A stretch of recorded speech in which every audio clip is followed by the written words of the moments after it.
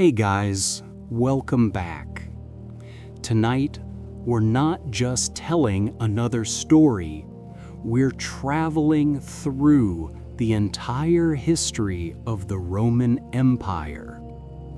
From two orphaned brothers raised by a wolf, to emperors who ruled the world, philosophers who ruled their minds, and the quiet fall of a civilization that never truly died.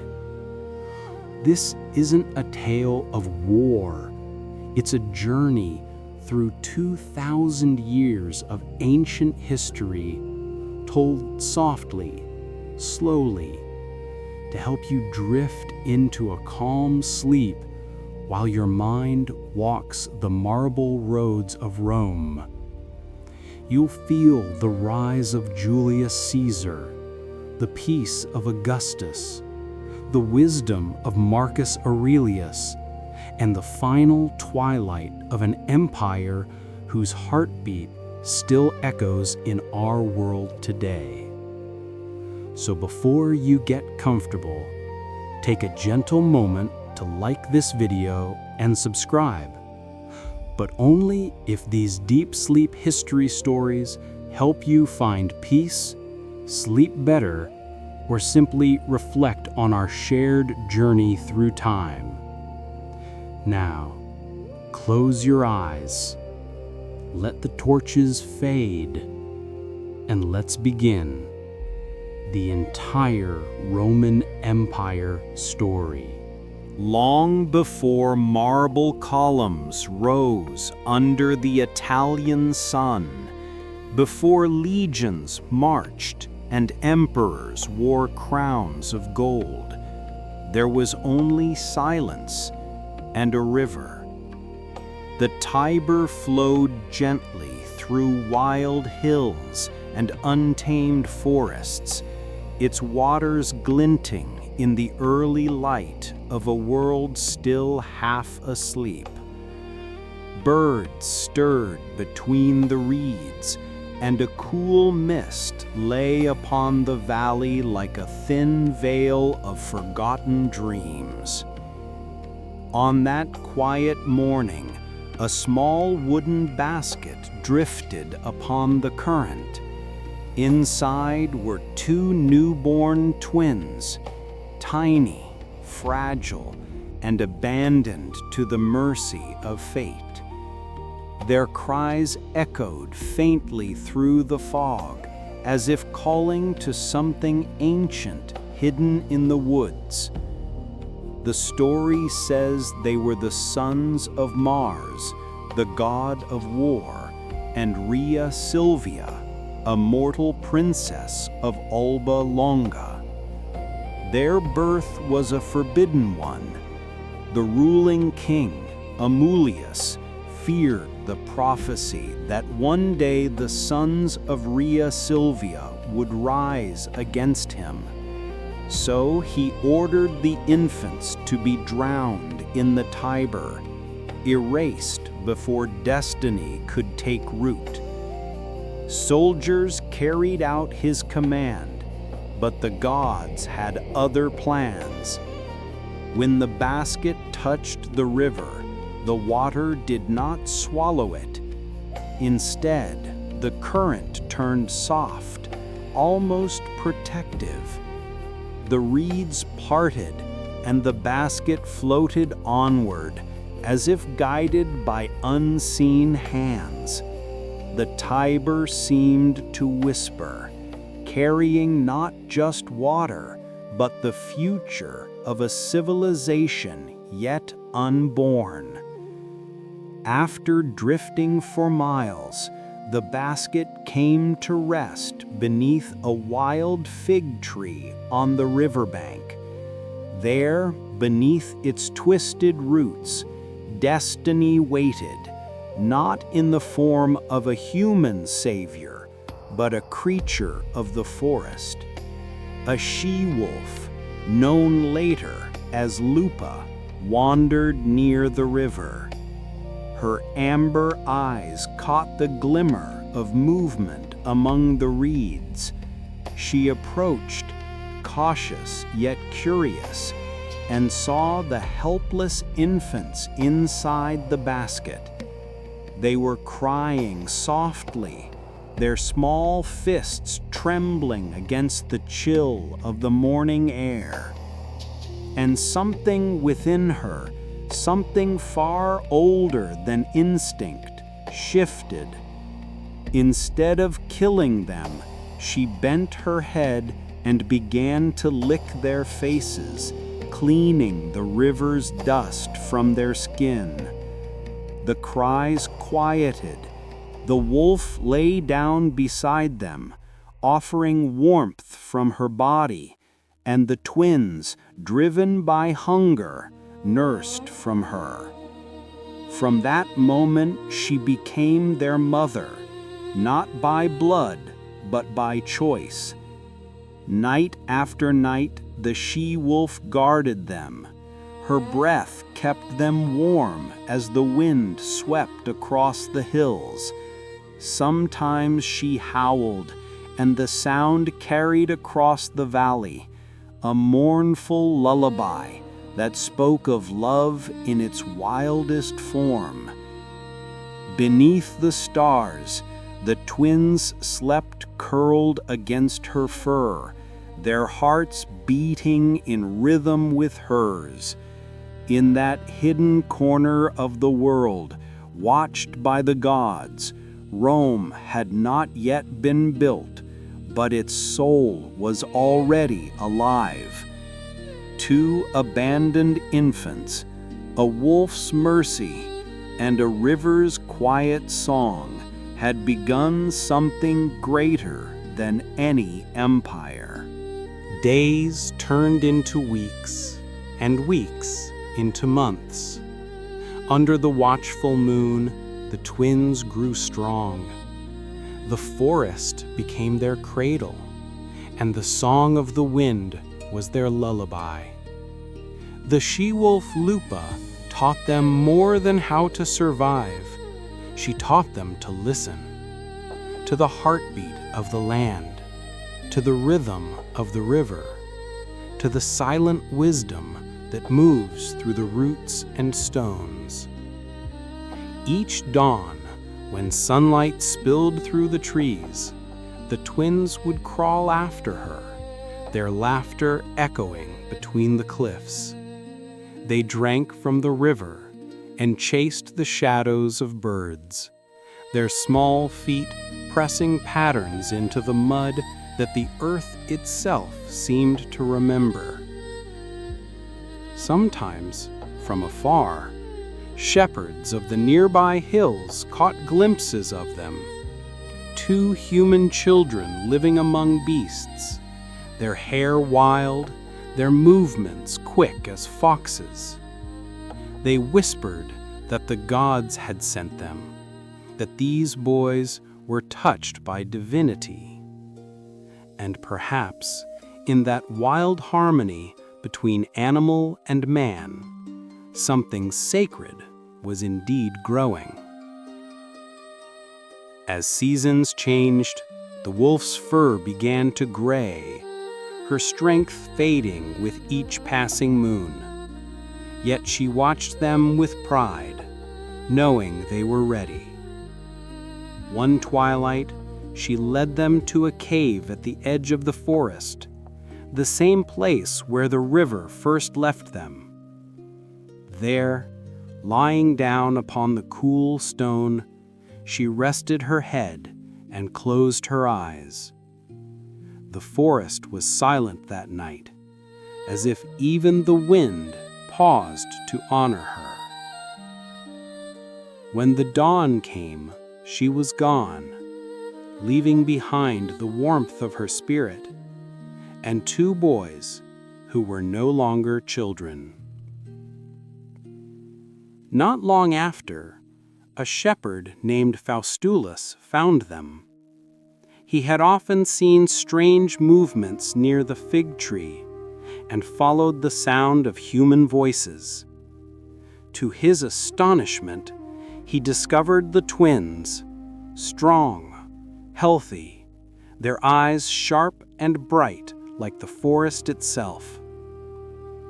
He and his wife, Acca Laurentia, took them in. They gave the boys shelter, food, and names. Yet something untamed always remained in their gaze, a spark of the wilderness that had shaped them. Growing up among shepherds, Romulus and Remus learned human ways, how to speak, how to build fires, how to tend flocks. But they also carried within them the silence of the woods, the courage of the wolf, and the patience of the river. They helped defend the herders from wild animals and robbers, and soon became leaders among the young men of the hills. At night, when the world slept, Romulus would often gaze toward the stars, wondering why the forest still whispered his name. And sometimes, when the wind came from the Tiber, he could still hear the faint call of Lupa, reminding him that destiny never forgets its children. Years passed, and the twins became men. Strong, fearless, and proud, molded by nature, tempered by struggle, and bound by a destiny neither could escape. They left the hills of shepherds and returned to the place where the river had once carried them, the sacred banks of the Tiber. Something in that land called to them, whispering of beginnings yet to come. Together, they decided to build a city, a place that would stand eternal, a home for those who would rise beyond the wilderness. They traced the lines of their dream upon the earth, drawing boundaries in the soft soil. Romulus saw the Palatine Hill as the heart of their future, while Remus laughed and claimed the Aventine as his own. What began as brotherly teasing soon turned into rivalry. Pride, that silent shadow of ambition, began to creep between them. One night they sought a sign from the gods. Perched on separate hills, they gazed into the sky. Remus claimed he saw 6 vultures circling above him, while Romulus swore he saw 12. Both believed the heavens had chosen them. Anger flared, words became shouts, and shouts became actions that could not be undone. At dawn, Romulus began to build a wall around his hill, the mark of his city. Remus, in defiance, mocked him. He leaped over the low wall, laughing, as if to show that his brother's city could not even keep him out. But pride is a dangerous god. In that moment of fury and pain, Romulus struck Remus down. Silence followed, the kind of silence that freezes even the wind. Romulus fell to his knees beside his brother's body. He whispered words the forest could not repeat.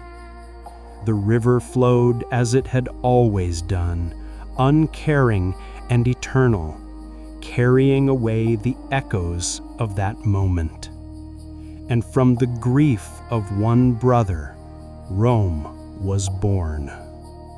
On April 21st, 753 BC, according to the old reckoning, Romulus founded the city that would one day rule the world. He built walls higher, temples stronger, and dreams larger than any before. He named it Roma, after himself, but also perhaps in memory of the brother he had lost, a name that would live far longer than any man. Legends say that when his task was done, Romulus disappeared in a storm of light, taken up by the gods, transformed into Quirinus, a spirit of divine kingship.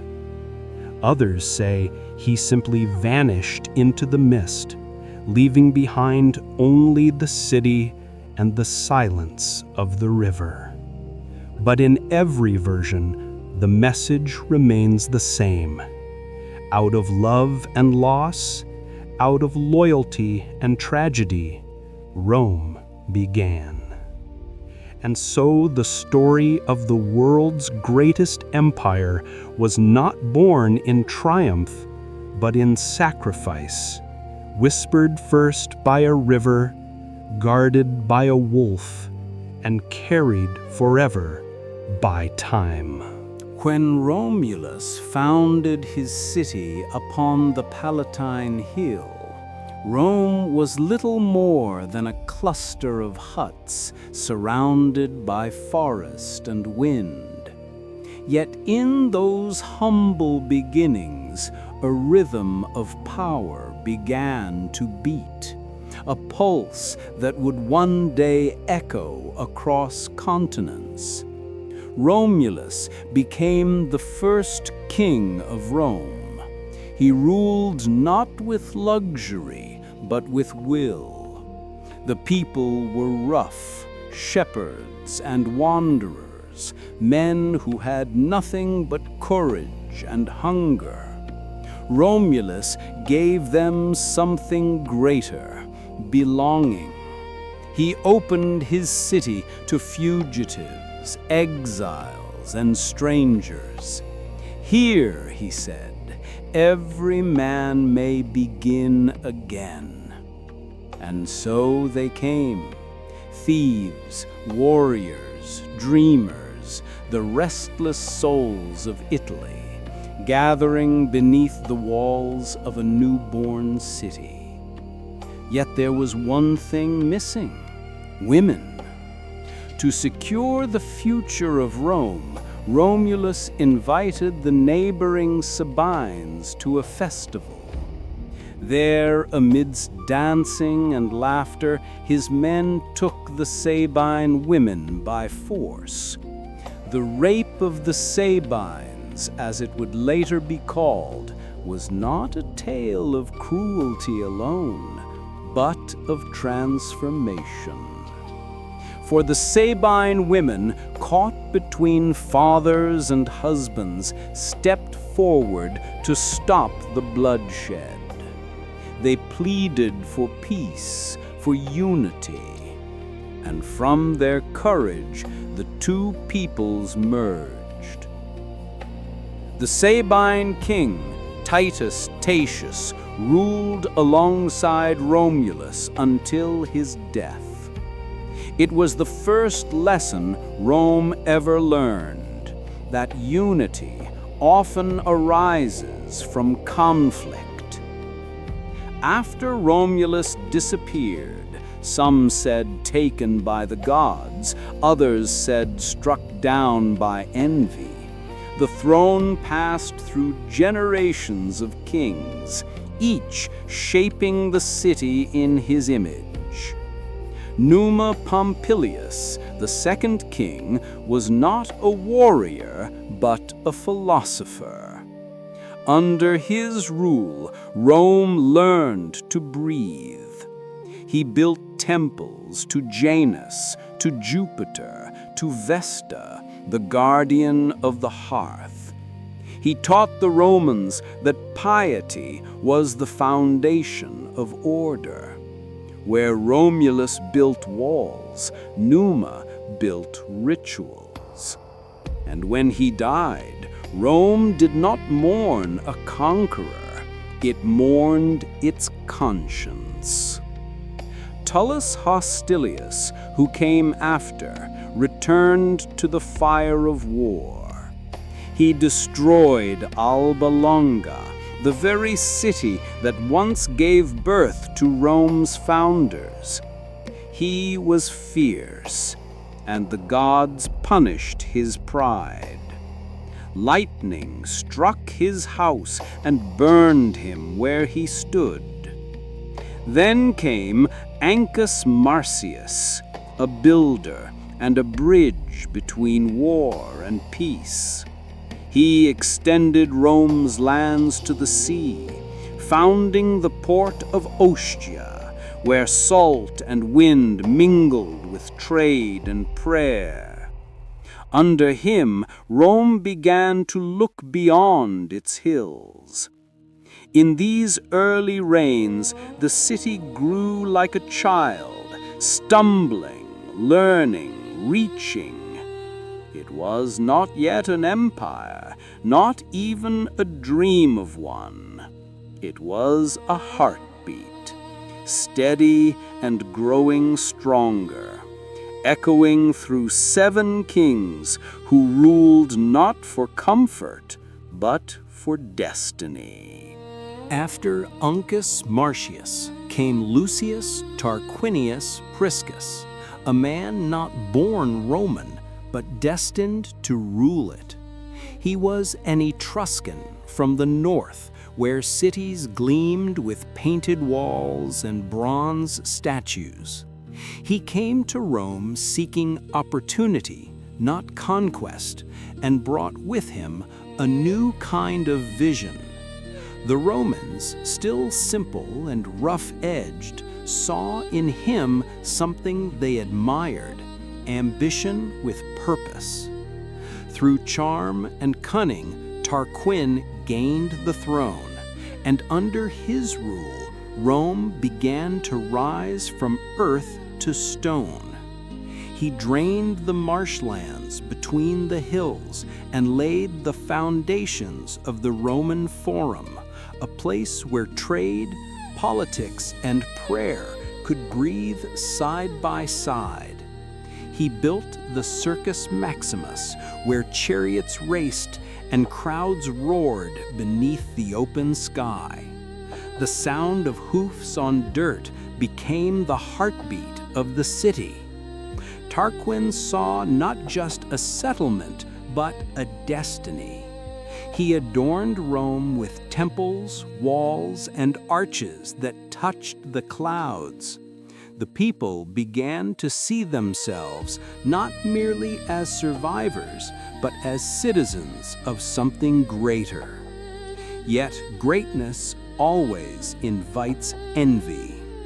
Tarquin was struck down by assassins, leaving behind not just a city, but a dream still half-formed. His legacy, however, did not die. Servius Tullius, the next king, rose from humble beginnings. Some said he had been born a slave. Others whispered he was chosen by the goddess Fortuna herself. One night, as a child, flames were seen dancing above his head while he slept, and yet he was unharmed. The queen saw it as a sign of divine favor and raised him as her own. When the time came, Servius became king, the first by merit, not birth. His reign was quiet but transformative. He measured the land, divided Rome into tribes, and for the first time gave every man a place in the order of the state. No longer was Rome a city of wanderers, it was a nation of citizens. He built a wall around the 7 hills, not just of stone, but of unity. The Servian wall became a promise that Rome would endure. Servius also brought fairness to the people. He established the census, a count of every soul, rich or poor, powerful or humble. Know your people, he said, and you will know your strength. The census became more than numbers. It became identity, a quiet bond between Rome and its children. Under his rule, the city prospered. Markets filled with voices, temples glowed with incense, and streets stretched wider than ever before. For a moment, peace felt eternal. But as history often warns, light invites shadow. Beyond the palace walls, ambition stirred once more. A new Tarquin waiting for his chance to claim everything his ancestors had built. When Servius Tullius was murdered, Rome fell under a shadow darker than any before. His own son-in-law, Lucius Tarquinius Superbus, Tarquin the Proud, seized the throne, not by law but by blood. He was the seventh and last king of Rome. His eyes saw no mercy, his words no kindness. Where Servius had ruled through justice, Tarquin ruled through fear. He silenced the Senate, exiled the wise, and filled the forum with soldiers. The people no longer spoke freely, they whispered. Even the gods, it was said, turned their faces from the city. But power is a fragile crown. The higher it rises, the more it trembles. Tarquin built monuments to himself, great temples of stone, as if to outshine the heavens. The most famous was the temple of Jupiter Optimus Maximus on the Capitoline Hill, vast, glittering, magnificent.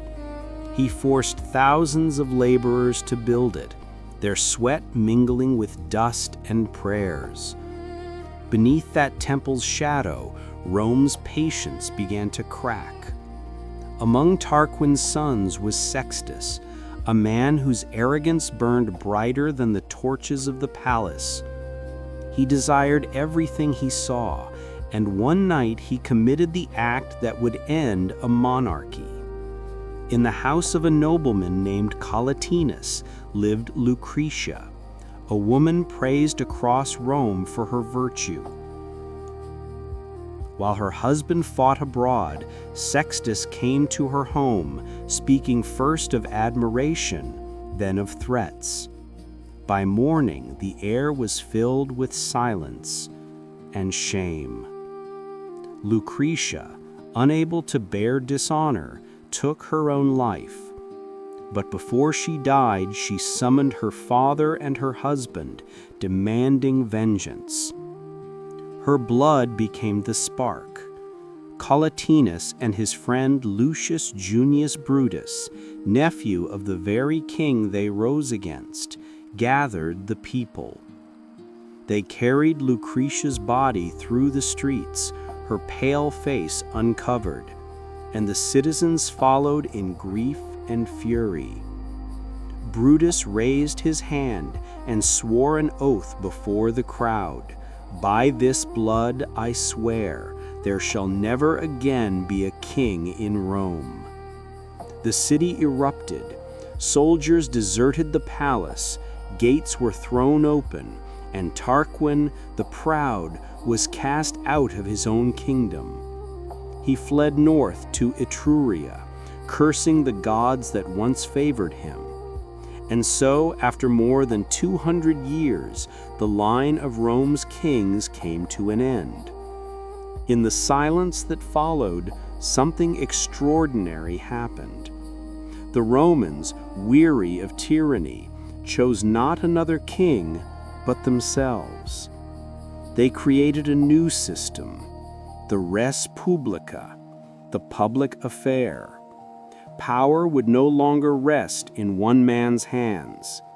2 consuls would rule together, elected each year, balanced by the Senate, a council of elders who remembered what fear had taught them. And so in 509 BC, from the ashes of a fallen throne, the Roman Republic was born. It was not perfect. It was never meant to be.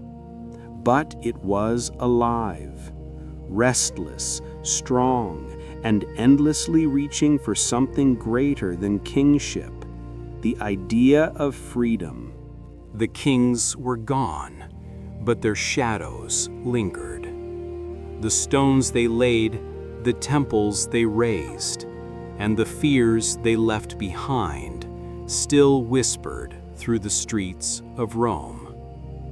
The people had overthrown tyranny, yet they stood before a question greater than any sword could answer: how to rule without a ruler. From that silence, the Republic was born. It was not a single act, but a gradual awakening, like dawn breaking across the 7 hills. The Romans called it res publica, the public matter, a system built not upon the will of one man, but upon balance, restraint, and duty.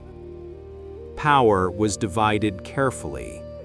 2 consuls, chosen each year, shared authority equally. One could not act without the other's consent, a reminder that even the strongest hand must be checked by another. When one consul led armies into battle, the other remained in Rome to guard the laws. It was a partnership born from fear, but guided by wisdom.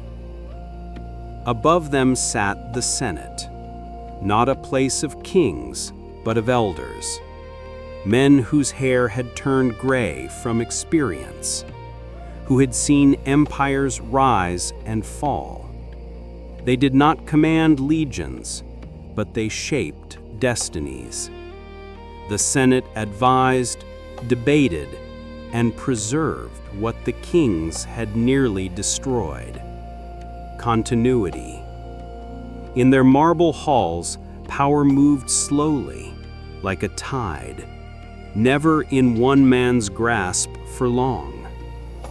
Beneath them, the assemblies gave voice to the citizens. Farmers, merchants, soldiers, the heartbeat of Rome now stood where once only nobles had spoken. The idea was simple yet revolutionary, that every man, however small, was part of the Republic's breath. Votes were cast not for bloodline, but for service. And so Rome began to learn the rhythm of shared rule. It was messy, imperfect, often cruel in its fairness, but it worked, because it was alive. Laws were written, debated, broken, and rewritten. The people argued in the forum, not with swords, but with words. Senators raised their hands, consuls stamped their seals, and across the city, freedom slowly learned to walk. Yet freedom, like fire, needed boundaries. The Romans feared the return of monarchy so deeply that they built their system on tension, a deliberate tug-of-war between ambition and restraint. Every consul after his term became answerable for his actions. Every general, no matter how victorious, was reminded the Republic has no king. As generations passed, this fragile experiment grew stronger. Rome expanded beyond its walls, to Latium, to Etruria, to the seas. But the spirit of those early days lingered. Even as the city built roads that stretched across continents, even as its banners cast shadows over nations, the Romans remembered a single truth carved into their identity: that liberty, once taken, must forever be guarded.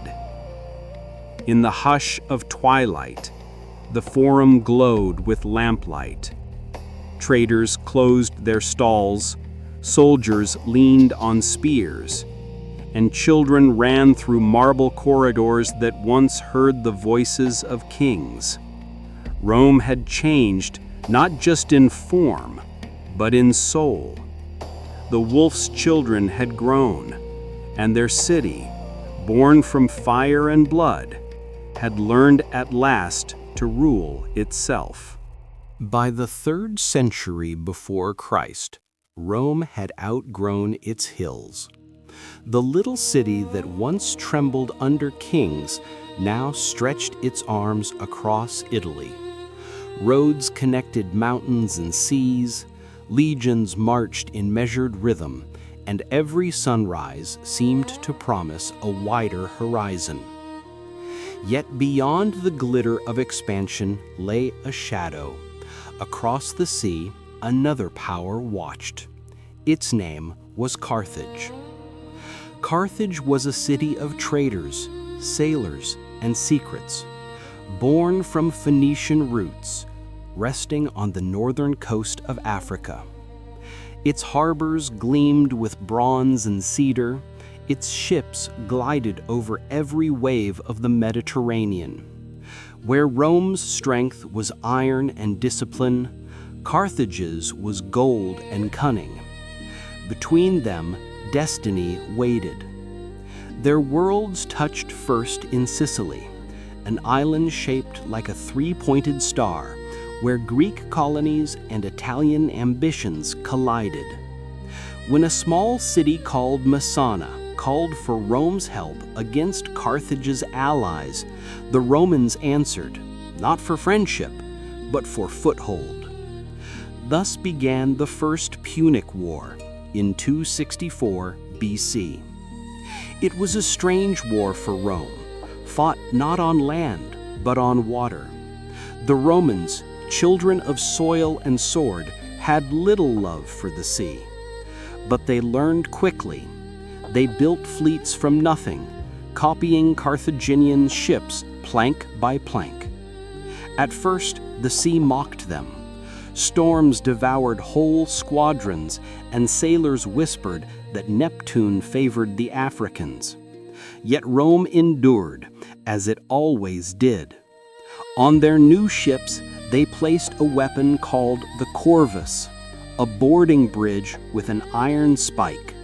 When the ships collided, Roman soldiers crossed these bridges as if stepping onto solid ground. Sea battles turned into land battles on water, and suddenly the advantage was Rome's. The tides began to shift. For 23 long years, the two powers clashed. The Mediterranean filled with wrecks and ashes. Sicily changed hands more than once, its hills echoing with the tramp of armies. But at last, in 241 BC, Carthage fell silent. It sued for peace, paying a heavy price. Rome claimed Sicily as its first province, the first stone in an empire that would one day circle the world. Yet victory brought no rest. Across the sea, in Carthage's halls, resentment burned like an ember under ash. The Romans called it peace. The Carthaginians called it humiliation. A young boy watched his father return from that defeat. His name was Hannibal Barca, and before the gods he swore a vow to never be a friend to Rome. The peace that followed the First Punic War was a wound, not a rest. In Carthage, the people rebuilt their ships, their markets, and their anger. Among them grew Hannibal Barca, the boy who had once sworn to hate Rome. His father, Hamilcar, had fought in Sicily and lost. His son would fight for all of Carthage and dare the impossible. By the year 218 BC, Hannibal commanded an army in Spain, far from the deserts of Africa. His soldiers came from many lands: Iberians, Numidians, Libyans, and Gauls, drawn together not by country, but by loyalty to his voice. When news came that Rome had challenged Carthage once more, Hannibal did not wait. He moved first, as he always did. To strike Rome, he could have sailed across the sea, but seas could be blocked, and Rome ruled them now. So he chose another path, longer, colder, almost suicidal. He would cross the Alps, the towering wall of snow and stone that divided Gaul from Italy. No army had ever done it, not with elephants, not with hope. He began in late autumn, leading 90,000 men and dozens of elephants. Rivers swelled, passes vanished beneath storms, and the mountain tribes struck from above. Men slipped on ice and vanished into fog. Horses screamed and fell into ravines. The cold bit through armor, and even the mighty elephants stumbled, their breath rising like ghosts in the thin air. But Hannibal never turned back. He rode at the front, wrapped in a cloak dark with frost, his one good eye watching the horizon. When morale broke, he gathered his men on a narrow ledge overlooking the Italian plains. Below, clouds moved like waves. There, he told them, is Rome.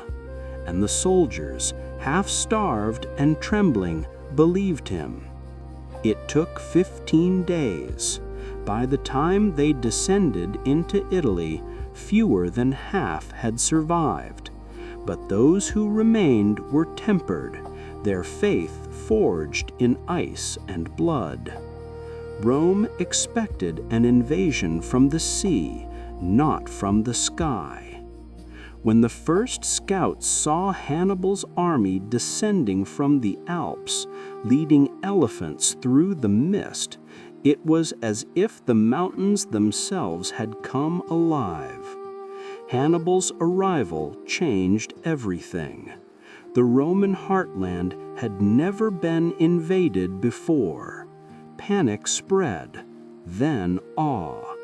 For this was no ordinary general. He fought not just with swords, but with silence, striking where Rome least expected, retreating where it most desired battle. He read terrain like a book, turned rivers into traps and hills into shields. And so began the Second Punic War, not as a storm, but as a whisper of hoofbeats through morning fog. The world was about to learn what one man's vow could do against an empire. The year was 216 BC. The sun rose over the dry plains of southern Italy, where the river Aufidus drifted through golden dust. On its banks stood two armies, one born from empire, the other from exile. Rome, proud and unbroken, had gathered the largest force it had ever assembled, nearly 80,000 men. Facing them stood Hannibal, with barely half that number, his armor dull with travel and time. But what he lacked in size, he carried in silence, a patience sharpened by loss and by purpose. Rome had suffered before, at Trebia, at Trasimene, yet each defeat only deepened its resolve. Now it sought to crush Hannibal completely.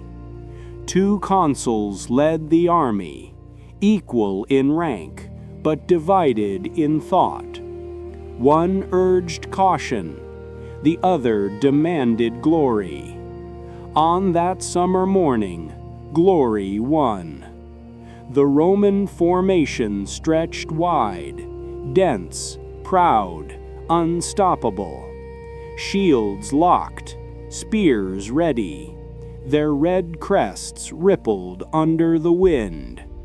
Hannibal arranged his troops in a shallow curve, the weaker Iberians and Gauls in front, the African veterans hidden behind their flanks. To the Romans it looked like fear. To Hannibal it was invitation. The horns sounded, dust lifted. The Roman center surged forward, pressing into the curve, driving back the enemy with weight and will. Step by step, Hannibal's line bent, not breaking, only bowing. The Romans cheered, believing the enemy was collapsing. But as they pushed deeper, the crescent closed. The African infantry swung in from the sides, shields flashing bronze. At the same time, the Numidian cavalry circled from behind, cutting off escape. Within minutes, the Roman army was trapped. 80,000 men pressed into a tightening ring of steel. There was no room to fight, no air to breathe. The clash of metal turned to silence, then to the low sound of despair. When night fell, the plain of Cannae lay still. Of Rome's army, nearly 70,000 were gone. Only a few thousand escaped into the dark. Hannibal had done what no enemy had ever done. He had broken the might of Rome on its own soil. Yet victory brought no celebration. He walked among the fallen, his face unreadable. For him, war was not triumph, but necessity. He spared those who surrendered, tended to the wounded, and let the wind carry away the rest. Far to the north, in the Senate, Rome heard the news and did not weep. "We will not negotiate," they said. "We will rise again." And so, even in ruin, Rome remained Rome, unbending, unyielding, unafraid. Years passed after Cannae, and yet Rome did not die. It bent, but never broke. From ashes and silence, it rebuilt itself the way it always did, slowly, stubbornly, like a mountain reforming after fire. While Hannibal roamed Italy, unchallenged but exhausted, a new name began to rise in the Senate's quiet halls: Scipio. Publius Cornelius Scipio was the son of a consul who had fallen in Spain. Still young, he asked not for command, but for purpose. And Rome, desperate yet proud, gave it to him. At 24, he sailed west to the broken provinces of Hispania. There he faced not only Carthaginian generals, but the shadow of Hannibal himself. Scipio studied his enemy as a philosopher studies the stars. He fought not to mirror Hannibal, but to understand him. In Spain, he moved like water, flexible, deliberate. He struck at dawn when fog still kissed the rivers, dividing his army only to unite it again at the moment of truth. And one by one, the Carthaginian strongholds fell. By 206 BC, Spain was Rome's. The tide had turned. Yet Scipio did not stop there. He sought to strike Carthage itself, to make Hannibal return home. The Senate hesitated. Africa, they said, is too far. But Scipio smiled. So was the Alps, he answered. Permission granted, he sailed across the Mediterranean with 50,000 men and a silence older than war. In Africa, he faced Hannibal's brother first, then Hannibal himself. The two met at Zama in 202 BC.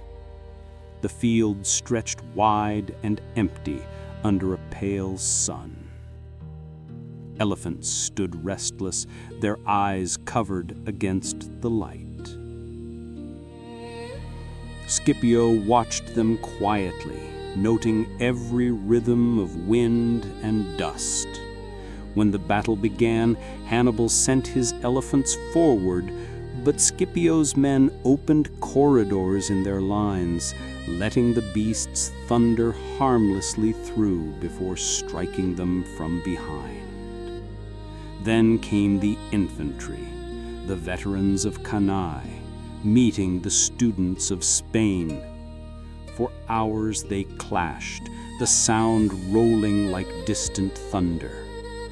At last, Scipio signaled his cavalry, hidden behind the ridge, to sweep in from the rear.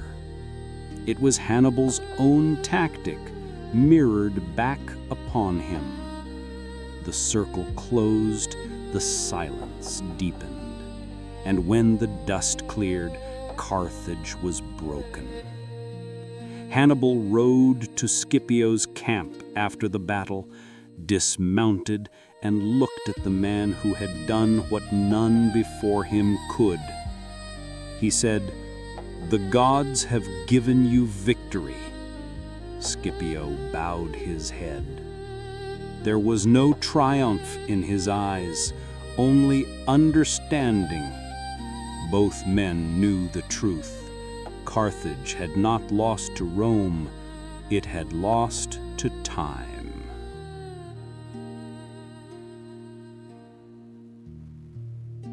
Years later, Hannibal would end his life in exile, far from home.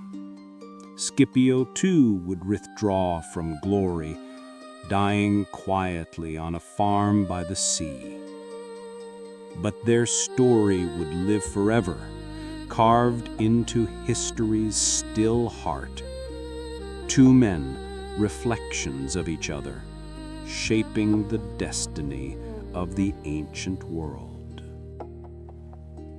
When the Punic Wars ended in 146 BC, Rome stood alone. Carthage burned, its ashes scattered into the wind. The Mediterranean became Rome's lake. And somewhere beyond that quiet sea, the ghosts of Hannibal's elephants still marched beneath the stars. In the calm years that followed Rome's victories abroad, the city turned inward. The legions had conquered the world, but the farmers who once fed it were disappearing. Vast estates, owned by senators and worked by slaves, spread across the countryside like slow-moving shadows. The small freeholder, the man who once fought for the Republic and returned to till his land, was vanishing. In his place stood silence and fields where no citizen's hands remained. Among those who saw this decay were two brothers, Tiberius and Gaius Gracchus. They were young, eloquent, and idealistic, born into nobility but stirred by conscience. Their mother, Cornelia, daughter of Scipio Africanus, had raised them to serve not power but principle. Rome, she said, was not a palace for the few, but a home for all. In 133 BC, Tiberius Gracchus became tribune of the people, a voice for those who had none. He proposed a simple reform, that public land hoarded by the wealthy be redistributed to the poor. The law was not new, but forgotten. Tiberius sought only to awaken it. No man, he said, should call land his own if it belongs to the state. The Senate heard his words like thunder. To them reform was rebellion. Wealth feared loss more than war. When the vote came, chaos followed. Tiberius was struck down in the Forum, his body thrown into the Tiber, the same river that had once carried Rome's founders. The reform died with him, but the idea did not. 10 years later, his younger brother Gaius took up the cause. He was more fiery, more learned, more cautious, and perhaps more tragic. He expanded his brother's vision: grain for the hungry, citizenship for Italy's allies, justice for the provinces. His voice carried across the rostra like music, gentle yet certain. For a time the people listened, but the Senate listened too and plotted. Rumors spread that Gaius sought to be king, that he dreamed of a crown his ancestors would have despised. Fear once again did what reason could not. The streets of Rome turned red. Surrounded on the Aventine Hill, Gaius took his own life rather than see the mob tear him apart.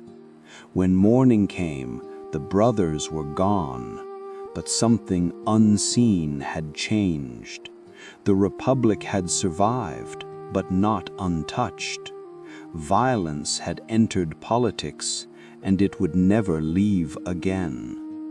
In the years that followed, the names Gracchus became both curse and prayer, symbols of what Rome might have been, and what it was already becoming. A state where ambition wore the mask of virtue, and reform bled beneath marble. After the fall of the Gracchi brothers, Rome entered a silence heavy with unease. The Senate had survived reform, but not the doubt it left behind. In the provinces, wealth grew like ivy around old stones, while in the city, the poor drifted without purpose. They were citizens in name, but soldiers no longer.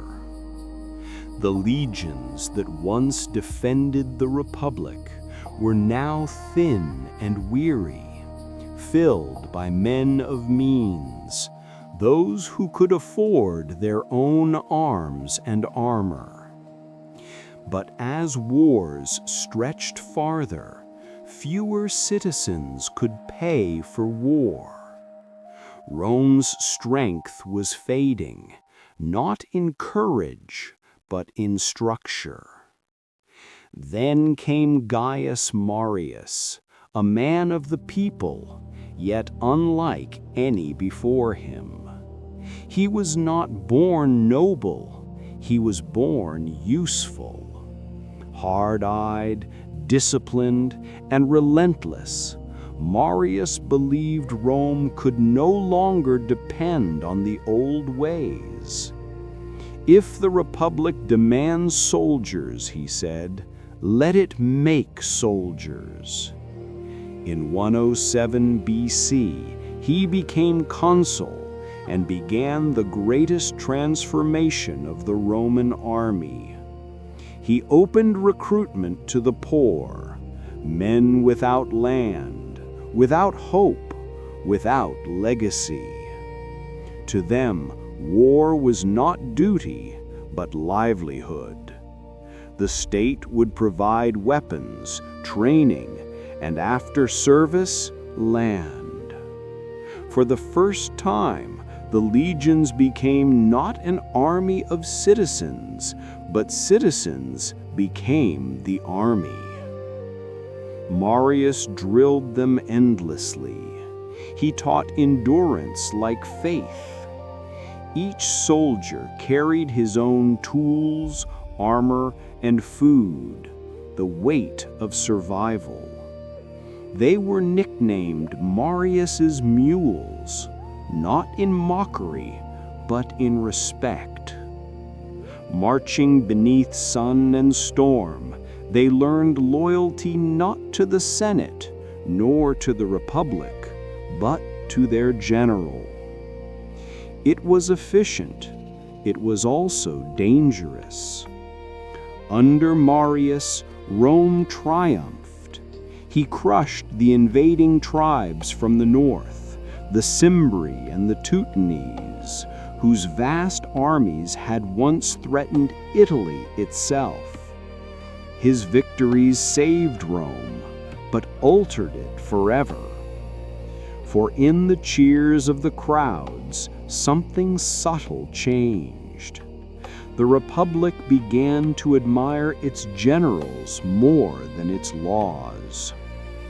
Marius served as consul 7 times, a feat once unthinkable in a state built on balance. The people loved him for his strength. The Senate feared him for his power. Behind him marched men who would fight and die at his command alone. They were not defenders of the Republic anymore. They were instruments of ambition. Yet Marius, like the Republic he served, could not see what was coming. His reforms had saved Rome from its enemies, but also given birth to new ones, born within its borders. The legions were now loyal to men, not to Rome. And the first of those men was already watching, waiting for his moment. Lucius Cornelius Sulla. The name Lucius Cornelius Sulla drifted through Rome like a whisper before a storm. He was everything Marius was not, patient where Marius was proud, calculating where Marius was fierce. Born to a noble line long fallen into poverty, Sulla wore arrogance like armor.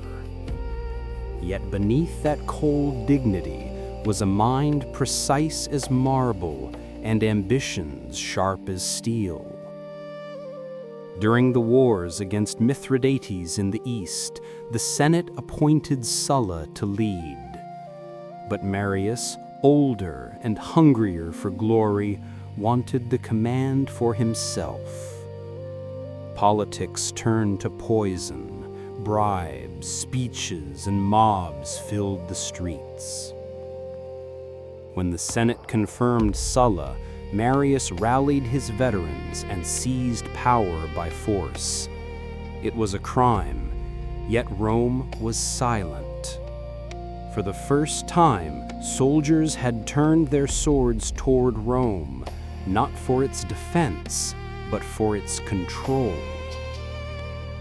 Sulla fled to his camp in the south, his pride unbroken, his fury cold. There, among the tents, he made a decision that no Roman before him had dared. He would march his army, the legions of the Republic, on Rome itself.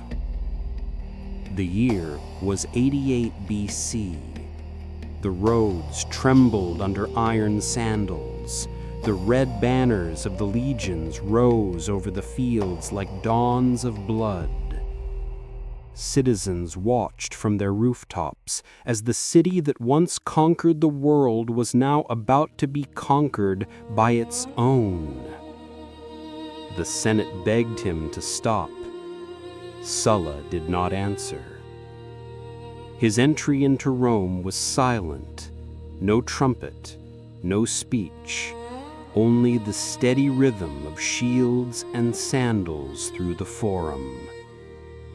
He restored order with precision, punished rebellion with law, and declared Marius an enemy of the state. Marius fled to Africa, carrying with him both shame and promise. For the war was not over, it had only changed hands. While Sulla fought Mithridates in the east, Marius returned, older but unbroken. He reclaimed Rome with vengeance, bathing it in fear. Those who had once spoken Sulla's name were hunted, their houses burned. For 13 days, blood ran through the city's streets like rainwater. Then Marius died, not by blade, but by exhaustion, leaving chaos behind. When Sulla returned from the east, victorious and hardened, he saw what Rome had become, a republic without a center, torn between the ghosts of reform and revenge. He marched once again on Rome, slower this time, but unstoppable. There was no battle, resistance had burned itself out. Sulla declared himself dictator, not for a season, but without limit, the first man in Roman history to hold absolute power under the name of law. He began his proscriptions, lists of enemies carved not in stone, but in fear. Anyone named could be killed without trial, their property taken, their sons marked. Yet in his quiet moments, Sulla wrote that he sought only to restore the republic, to cleanse it of corruption. Perhaps he believed it. But every execution, every silence carved the republic deeper into tyranny. He resigned his dictatorship years later and retired to a villa by the sea. "No one," he said, "can say I did not end as I began, free." But Rome was no longer free. His march had changed everything. From that day forward, the road to power in Rome would forever run through the army. When Sulla laid down his power and walked away, Rome stood still, as if uncertain whether to breathe again. The dictator had gone, but his shadow remained, carved into every marble pillar, whispered in every Senate corridor. His reforms, meant to restore the Republic, had instead taught Rome a lesson it would never forget: that power, once taken, could always be taken again. The Senate reclaimed its dignity, or so it believed. The consuls sat once more in their curial chairs. Magistrates resumed their duties, and the forum filled again with orators. But beneath the calm surface, something was breaking. Ambition had become a habit. Generals had tasted what it meant to rule, and the legions had learned where their loyalty truly lay. not in the marble halls of the Senate, but in the promise of their commanders' gold, land, and glory. The Republic's laws still existed, but they were now like old scrolls, read, admired, but ignored. Politics turned into theater. Alliances formed and vanished like mist. The tribunes no longer defended the people, they courted them. The Senate no longer governed, it conspired. Rome's heart, once made of iron, now beat in whispers and debts. Among the rising men was Pompey Magnus, the great Pompey. He had served under Sulla as a young commander and learned both the taste of victory and the price of obedience. Charismatic, efficient, and adored by the masses, he expanded Rome's reach eastward, defeating pirates, securing provinces, and bringing unimaginable wealth home. The people hailed him as a hero, but the Senate saw another Marius in his eyes.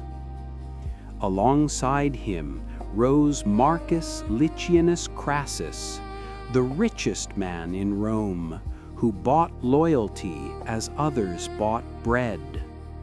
He rebuilt the city after its civil fires, funded armies, and controlled commerce.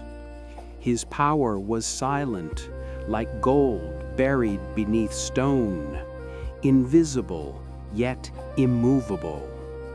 And somewhere between them, almost unnoticed at first, stood a young man with sharp eyes and quiet ambition, Gaius Julius Caesar. He smiled more than he spoke, but every word carried purpose. He watched, waited, learned.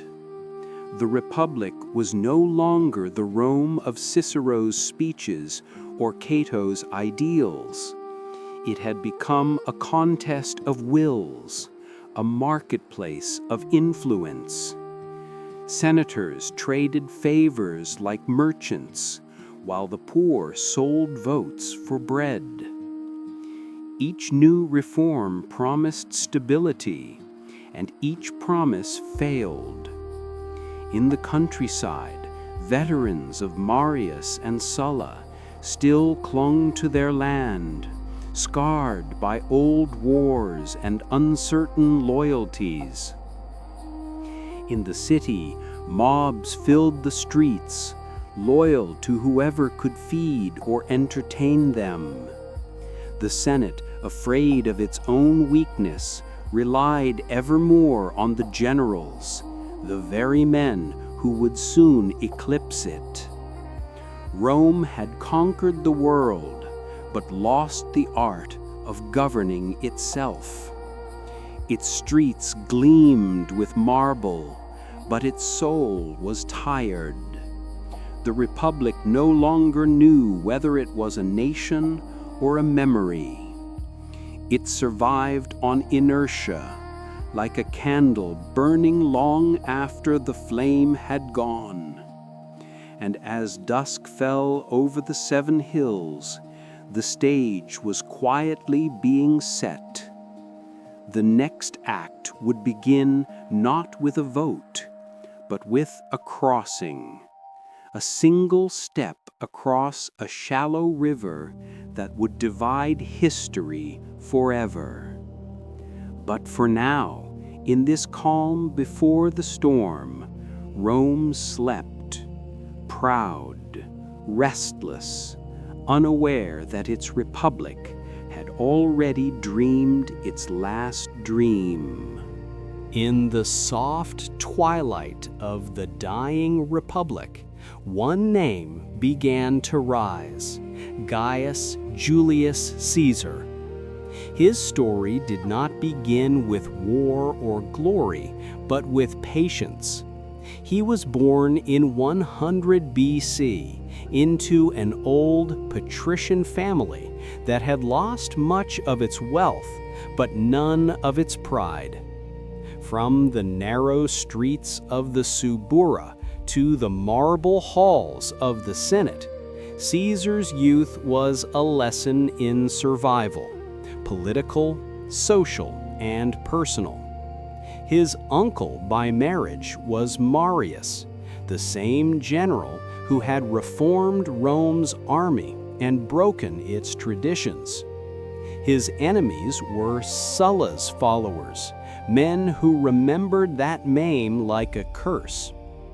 During Sulla's dictatorship, Caesar was marked for execution. Only his youth and perhaps the intercession of powerful friends spared him.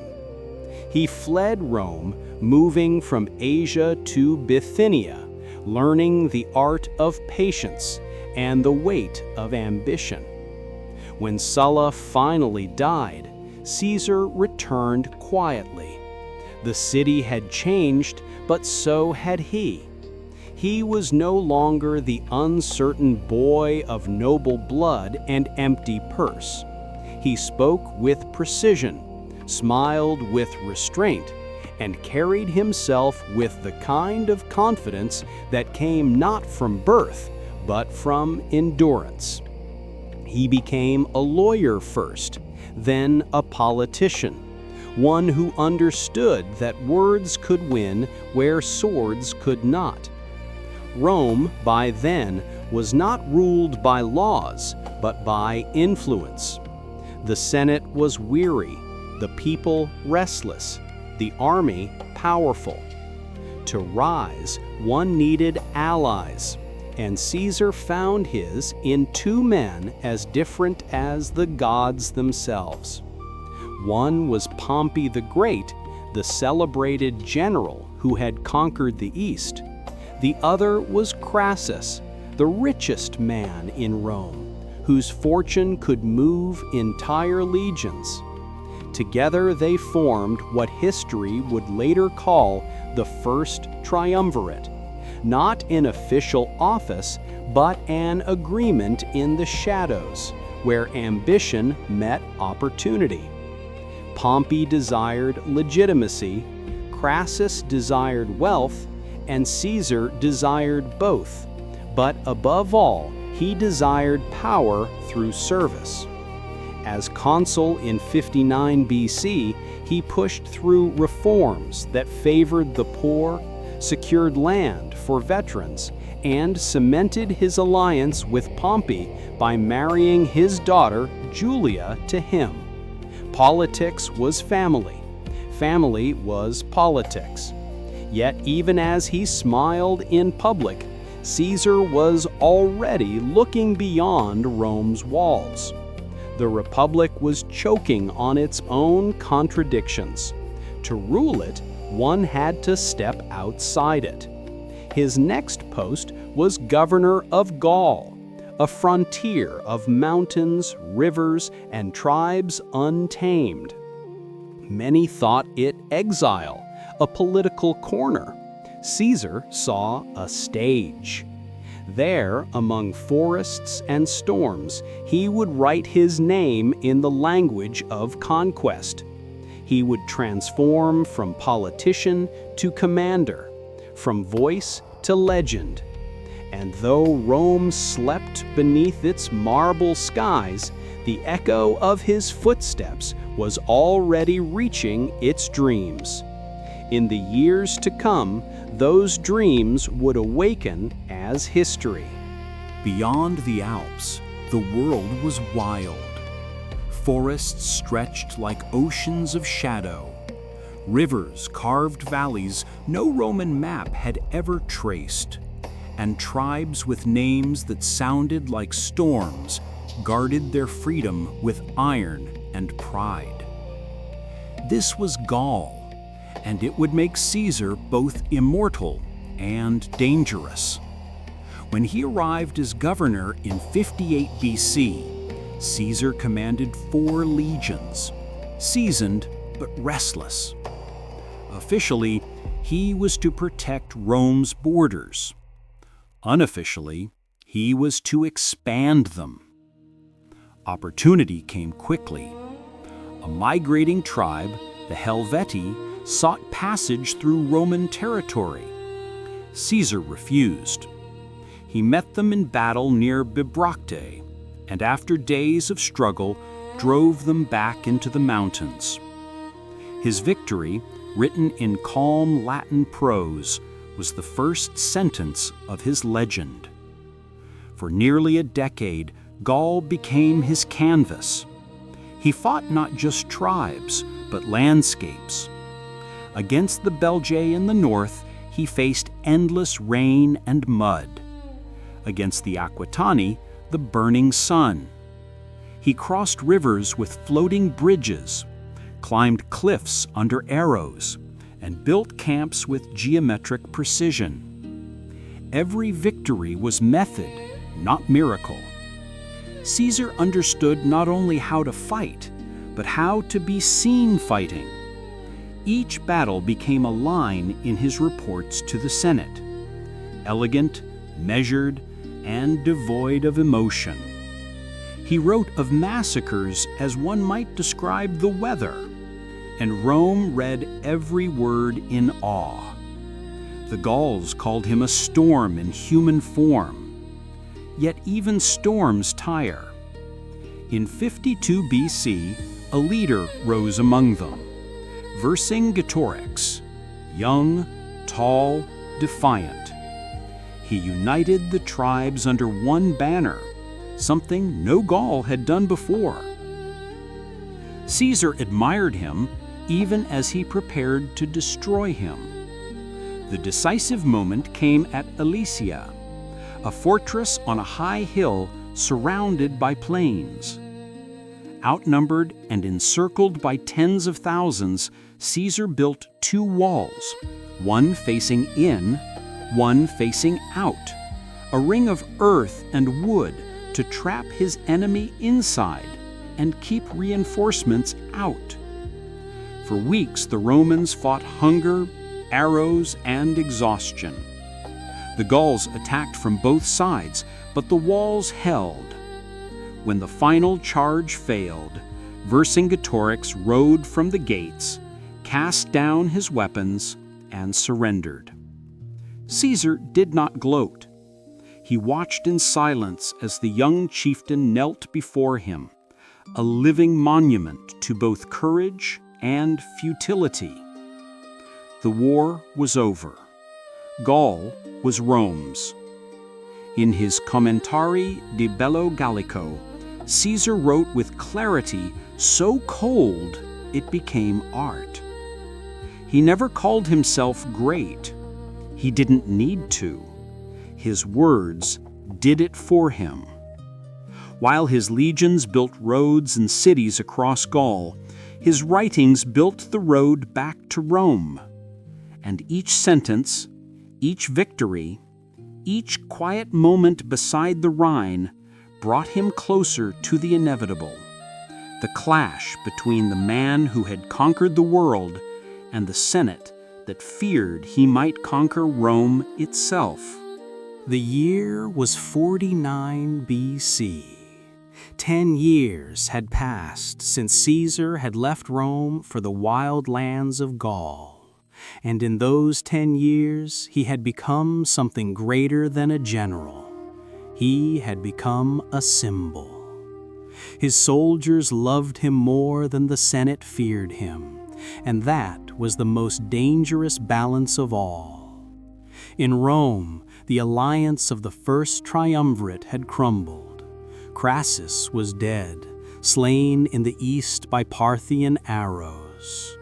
Pompey had turned from ally to rival, now favored by the Senate, who saw in him a safeguard against Caesar's ambition. But ambition is not a thing easily contained. The Senate ordered Caesar to disband his armies and return home as a private citizen. To obey meant to lose everything: power, safety, and perhaps life itself. To disobey meant war. On a cold January night, Caesar reached the banks of the Rubicon River, the shallow line that separated his province from Italy proper. He halted, silent, staring into the water. History itself seemed to wait. Then, with a whisper carried by the wind, he said the words that would echo for centuries. "The die is cast." He crossed. To the Romans who slept under their tiled roofs, it was just another night. But by morning, the Republic had changed forever. Caesar marched south, his legions moving like shadows. Towns opened their gates without resistance. Pompey, caught off guard, fled east to Greece. The Senate followed him, carrying the illusion of lawful power. Caesar entered Rome not as a conqueror, but as a man returning home to silence. He stood in the Forum, the marble heart of the Republic, and looked at the empty curia where voices of senators once echoed. He declared clemency, forgiveness for those who had opposed him. Yet beneath the calm, the current of history was unstoppable. He pursued Pompey across the sea, through Dyrrhachium, Pharsalus, and Egypt. At Pharsalus, the decisive battle came. Pompey's legions outnumbered Caesar's, but his heart was divided between duty and fear. Caesar, calm as ever, rode among his men and said softly, "They are stronger in number, not in spirit."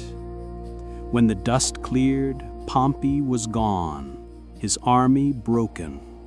Pompey fled to Egypt, seeking refuge.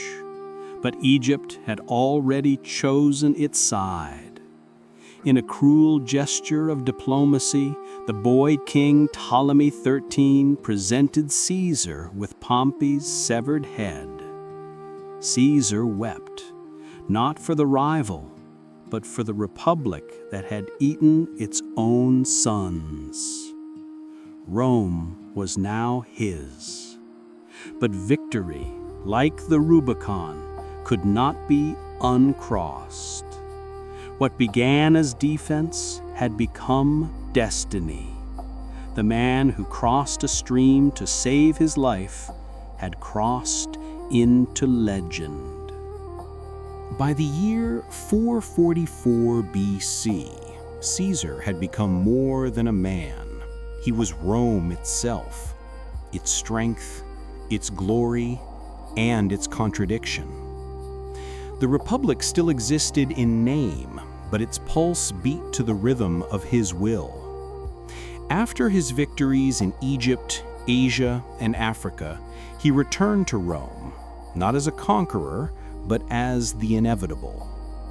The Senate, weary of war, welcomed him with titles: dictator for 10 years, father of the nation, and at last, dictator for life. The marble statues multiplied. The calendar itself was remade in his name, July for Julius. Yet among the stone smiles and golden laurel crowns, a quiet unease grew. For every man who praised Caesar's mercy, another whispered that the Republic was dying. Caesar, for all his wisdom, could not silence those whispers. Perhaps he did not wish to. He filled Rome with public works, temples, libraries, markets, and forums, gifts meant to last beyond him. He planned expeditions to the east, to Parthia, to the edges of the world. But his greatest enemy was not abroad. It sat beside him in the Senate, cloaked in honor. Among his friends were those who would soon be called conspirators: Brutus, thoughtful and torn; Cassius, bitter and proud. They spoke of liberty as if it were a ghost that still lingered in the city's marble veins. Rome must belong to no man, they said. Yet Rome had already chosen.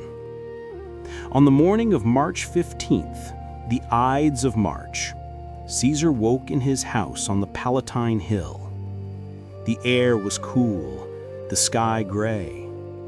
His wife, Calpurnia, had dreamed of blood, of cries in the Forum. She begged him not to go. For a moment he hesitated, but habit is stronger than fear. The Senate awaited him. He left, walking through streets where statues bore his image. In the theater of Pompey, where the Senate was meeting, the hall glowed with cold morning light. Senators rose as he entered, bowing with rehearsed grace.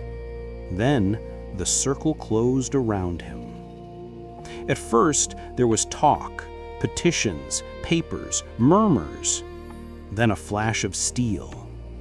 A single strike, then another.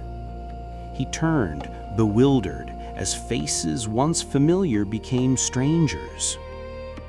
23 wounds. The final one came from Brutus. In that instant, the story turned from history to legend. Caesar said nothing certain, only the look of a man who understood that even greatness is mortal. He fell at the base of Pompey's statue, beneath the marble likeness of the man he had once defeated. The blood pooled at its feet, mingling victor and victim into one. The Republic had taken its revenge, but it would not live to enjoy it. Outside, Rome carried on as if unaware. The markets opened, the river flowed. The same wind that dried the blood carried the smell of bread from the bakeries. In that silence, the Republic breathed its last. From the wound of one man, an empire was born. And as night fell over the Tiber, the city of marble turned to shadow and waited for its next dream. The world that Caesar left behind was not one of peace, but of silence after thunder. His death had broken the Republic, and from its cracks rose men who sought to claim what remained. Among them was a figure so young, so seemingly fragile, that few noticed him at first. Gaius Octavius, the adopted heir of Caesar. Barely 19, with pale features and quiet eyes, he returned to Rome not with an army, but with a letter, Caesar's will, naming him son and successor. The city, still trembling from the shock of assassination, did not know what to make of him. Power in Rome had always belonged to those who shouted the loudest, but Octavian spoke softly. He moved with patience, like one listening to something distant, perhaps destiny itself. He formed alliances with the remnants of Caesar's supporters, with soldiers who still remembered their old commander. He smiled where others threatened, waited where others rushed. In the shadows of the broken Republic, 3 men soon rose to rule: Octavian, Mark Antony, and Lepidus. Together, they formed the Second Triumvirate, dividing Rome's vast territories among themselves. But where others sought glory, Octavian sought order. He understood that chaos was a ladder with no end, and only calm could rebuild what war had destroyed. Yet calm was a luxury Rome could not yet afford. Mark Antony, Caesar's old general, had gone east, to Egypt, and to Cleopatra, the last queen of the Nile. Their union was legend and scandal both, a blending of passion and politics that threatened to split the Roman world. Antony dreamed of crowns and kingdoms, while Octavian dreamed of Rome. In 31 BC, the two met in the calm waters of Actium, a place that would decide the fate of the world. The sea was still, the sails gleamed white, and the morning air carried the weight of centuries. When the battle began, it was not fury, but precision that won the day. Octavian's fleet, commanded by Agrippa, surrounded Antony's ships. Cleopatra fled, Antony followed, and the dream of an Eastern empire sank beneath the waves. A year later, both Antony and Cleopatra were dead by their own hands. And Octavian, the quiet heir of a fallen world, stood alone amid the ruins of ambition. Rome, weary and fractured, turned to him not out of fear, but of exhaustion. It did not want another hero. It wanted peace. In 27 BC, he gave it that. Before the Senate, in a gesture both humble and magnificent, he laid down his powers only for them to be returned to him under a new name, Augustus, meaning the revered one. It was not a crown, but something greater, acceptance. The Republic was gone, though few dared to say it. In its place stood something new, the Roman Empire, built not upon conquest alone, but upon endurance. And as the city's bells echoed through marble halls, the long night of civil war finally faded into dawn. The transformation of Rome did not come with thunder or blood, but with the sound of rebuilding. After decades of chaos, Augustus brought something Rome had forgotten: order. He did not call himself king. He knew the Romans would never love one. Instead, he called himself princeps, meaning first among equals. But everyone understood. Equality had ended, and Rome had entered a new age. The Senate still met, the people still voted, the forum still filled with voices. Yet beneath the marble calm, all roads led to Augustus. His genius lay not in domination, but in restoration. He rebuilt the Republic's shell and filled it with imperial purpose. To the weary citizens of Rome, it felt like waking from a long storm to find the sun still there. Augustus reorganized the provinces, creating a network that reached from Spain to Syria, from Gaul to Egypt. Roads stretched like veins of stone, carrying messages, trade, and the heartbeat of empire. He reduced the size of the army, but made it permanent. Soldiers now served the empire, not individual generals. Along the frontiers, he stationed legions like sentinels of eternity, guarding peace with silent discipline. Within Rome, he turned ruin into beauty. Temples rose where ashes had been. "I found Rome a city of brick," he would later say softly, "and left it a city of marble." The Forum of Augustus gleamed under the sun, its statues depicting heroes of the past, linking his rule to the mythic age of Rome's founders. To walk through it was to feel history breathing, not through chaos, but through harmony. The people adored him, not with fear as they had feared Sulla, nor with restless loyalty as they had given Caesar, but with quiet gratitude. He gave them games and festivals, food and music, peace and pride. The air of Rome was thick with incense and laughter. For the first time in centuries, parents raised children without the echo of war. Beyond the city walls, a new kind of Rome began to form, one ruled not by sword, but by law. Augustus established a system of governance so balanced that it would outlive him by centuries. Tax collection became organized, corruption, if not vanished, at least restrained. The courts grew strong, the Senate symbolic, the army loyal. It was not freedom, but it was stability.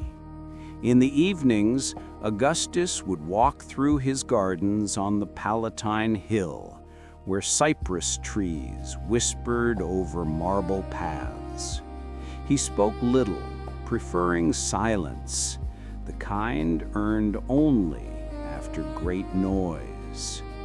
He knew peace was fragile, like glass, but for now it held. The world exhaled.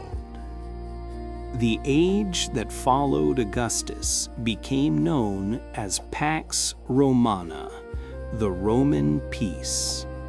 For 200 years, the empire stretched from the mist of Britain to the deserts of Arabia, from the forests of Germania to the sands of Egypt. And in that vast span of land, the world learned what peace could feel like. It was not the peace of stillness, but of rhythm, a steady heartbeat of roads, cities, markets, and voices. Legionaries stood guard at the edges of the known world, but within those borders, life blossomed. Merchants crossed seas under the protection of Roman law.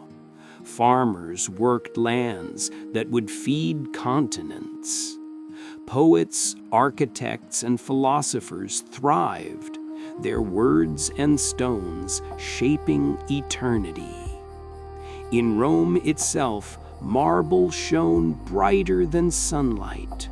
The air smelled of oil lamps and figs, the hum of artisans and scholars filling the courtyards. Under Augustus and his successors, Tiberius, Claudius, Trajan, Hadrian, Marcus Aurelius, the empire became a living organism. Each emperor added something. New roads, new aqueducts, new libraries, new temples. Together, they built not just a state, but a civilization of structure and serenity. The great cities, Alexandria, Antioch, Carthage, Athens, Londinium, were pearls strung along the imperial thread. Roman law bound them, Roman roads connected them, and Roman peace sustained them. A letter sent from Spain could reach Syria faster than it took a Greek philosopher to write a single page. The empire had mastered time itself. But the true genius of Pax Romana was not in conquest, but in its quiet control. Taxes were predictable, trade was fair, justice, at least in principle, impartial. Even the poorest Roman citizen could appeal to the emperor himself. And though power was absolute, it was wrapped in ritual, softened by law, and draped in marble. In the evenings, the amphitheaters filled. The people came not for survival, but for spectacle. Gladiators fought, Actors performed comedies. Philosophers debated under porticos as the sun set behind golden roofs. Music and laughter floated through the air, mixing with incense and the echo of fountains. It was the sound of contentment, rare in history, rarer still in empire. To live under Rome was to believe the world would never end. Children were born into peace and grew old beneath its banners. Generals became administrators. Poets became chroniclers. Slaves became freedmen. Freedmen became citizens. The circle widened, slowly, imperfectly, but steadily. For 2 centuries, civilization felt eternal. Yet, even within peace, there were whispers that comfort dulls vigilance, that marble cracks beneath its own weight. But those fears belong to the future.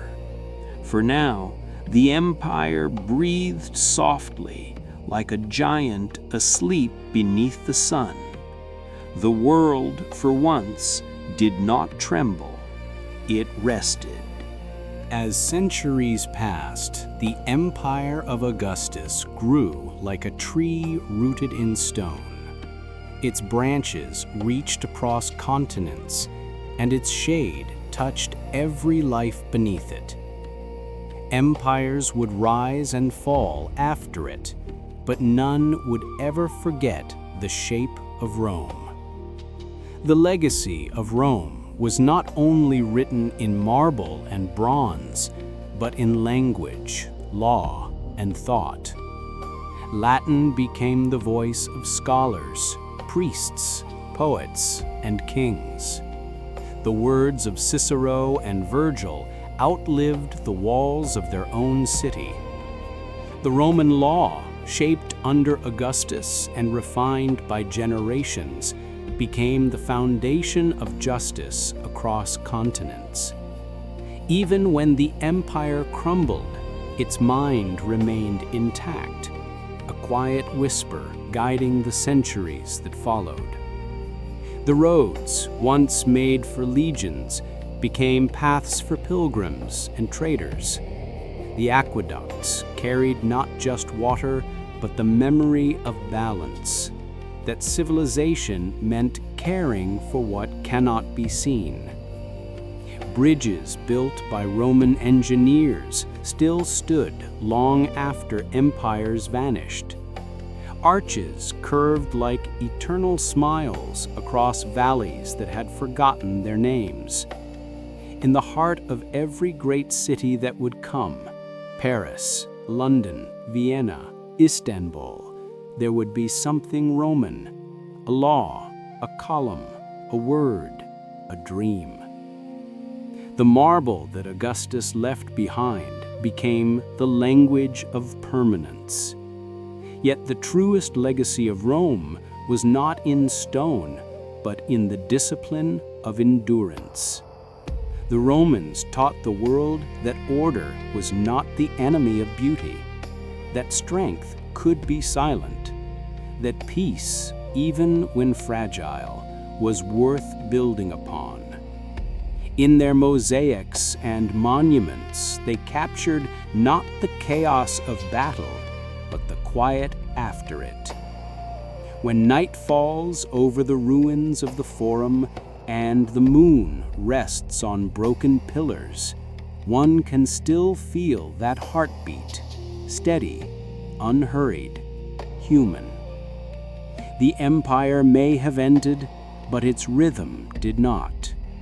It lives in every city lit by reason, in every law written to protect, in every arch built to last. Somewhere, perhaps, Augustus still walks through his marble gardens, beneath the whisper of the pines, watching over a world that never truly left him. And if history is a dream, then Rome was the dreamer, and we are still living inside its dream. There are moments in history when a single man seems to hold the weight of the world, not through conquest, but through reflection. Marcus Aurelius, the last of the 5 good emperors, ruled not as a warrior of ambition, but as a philosopher of duty. His reign, from 161 to 180 CE, was a quiet twilight for the Roman Empire, a soft glow before the night. Marcus had not sought power, he had sought wisdom. Trained in the teachings of Stoicism, he believed that a man could not control the world, only his own response to it. Yet destiny placed him upon the throne of the most powerful empire on earth. He accepted, as Stoics do, not with pride, but with calm. The empire he inherited was still vast, but cracks had begun to form beneath its marble calm.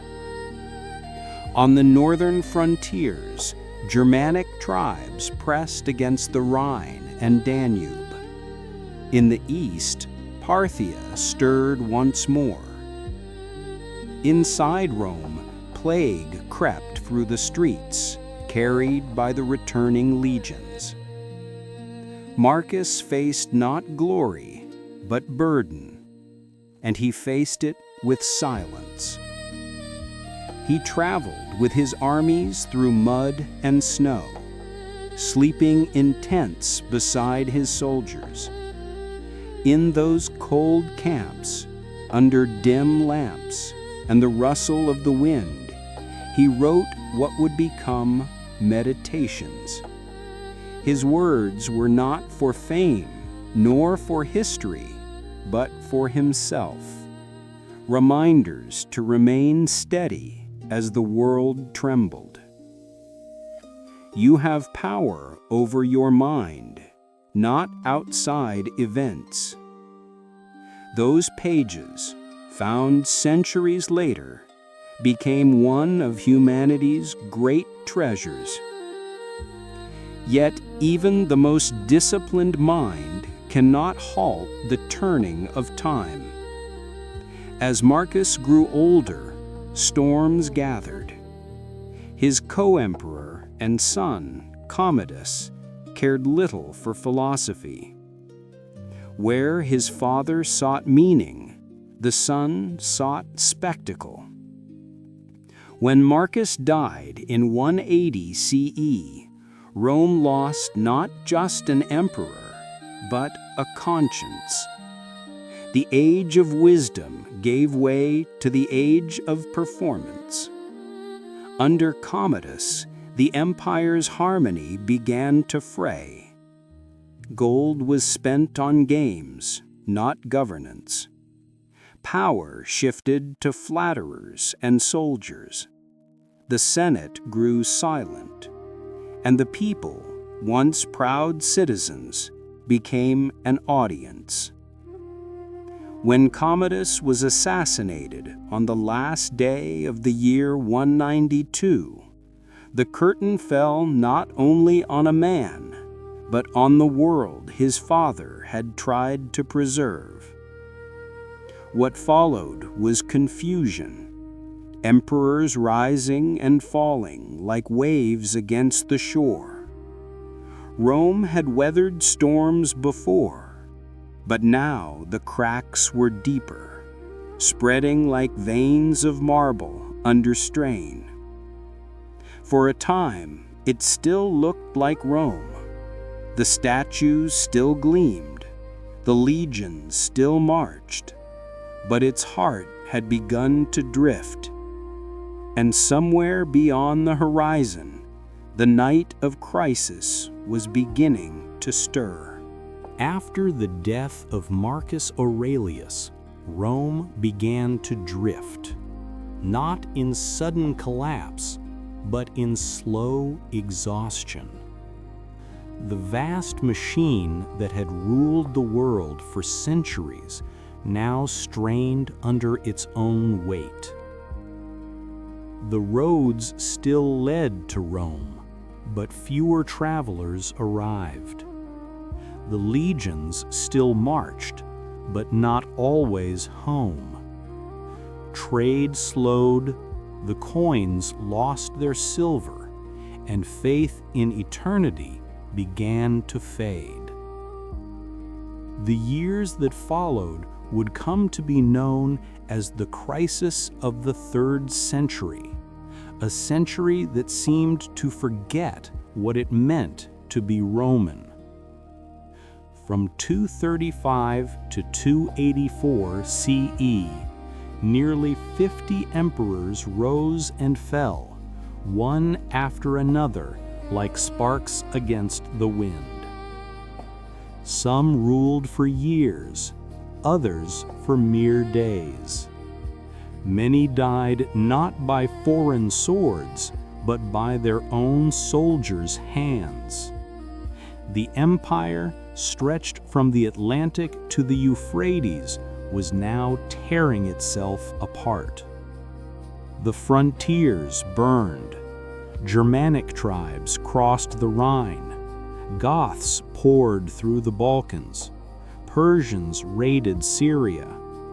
In the West, generals proclaimed themselves emperors. In the East, governors became kings. The map of Rome splintered into pieces. The Gallic Empire in the northwest, the Palmyrene Empire in the east, each claiming to be the true Rome, each too weak to save the other. Within the cities, plague returned. Markets emptied. The marble forums grew silent, filled with echoes instead of voices. Even the Colosseum, once a symbol of joy and order, stood as a hollow reminder of power now fading into ceremony. And yet, amid the decay, there were moments of strange resilience. Farmers still tilled their fields. Legions still built roads. Children still learned to read the words of Cicero. Even as the empire broke, the idea of Rome did not. It survived in the discipline of its people, in their stubborn will to endure. The emperors of this age came and went like passing storms. Maximinus Thrax, a giant of a man, ruled through fear and died by rebellion. Gallienus fought to hold the center together, reminding his troops that Rome was not a place, but a principle. Aurelian, fierce and brilliant, briefly restored unity, reclaiming lost provinces and rebuilding the walls of the eternal city. For a moment, the empire breathed again, battered but alive. But the cost was clear. Each victory brought more strain, more dependence on the army, less trust in the Senate. The state had become a soldier's world, and soldiers, though loyal, could not heal the soul of a civilization. By the late 3rd century, even the skies seemed tired. The sun over the Tiber dimmed behind smoke and dust, and the streets of Rome, once a parade of triumphs, became quiet pathways of memory. To walk them was to feel the ghosts of Augustus and Marcus still lingering, whispering of what once was. And yet history does not sleep. Out of the long night of chaos, a figure was rising in the east, a man of iron discipline who would rebuild what time had undone. His name was Diocletian. When Diocletian rose to power in 284 CE, Rome was no longer the Rome of old. It was a body exhausted by too many wounds, a machine that had forgotten its rhythm. And yet Diocletian did what few before him dared. He did not chase the glory of the past. He built something new from its ruins.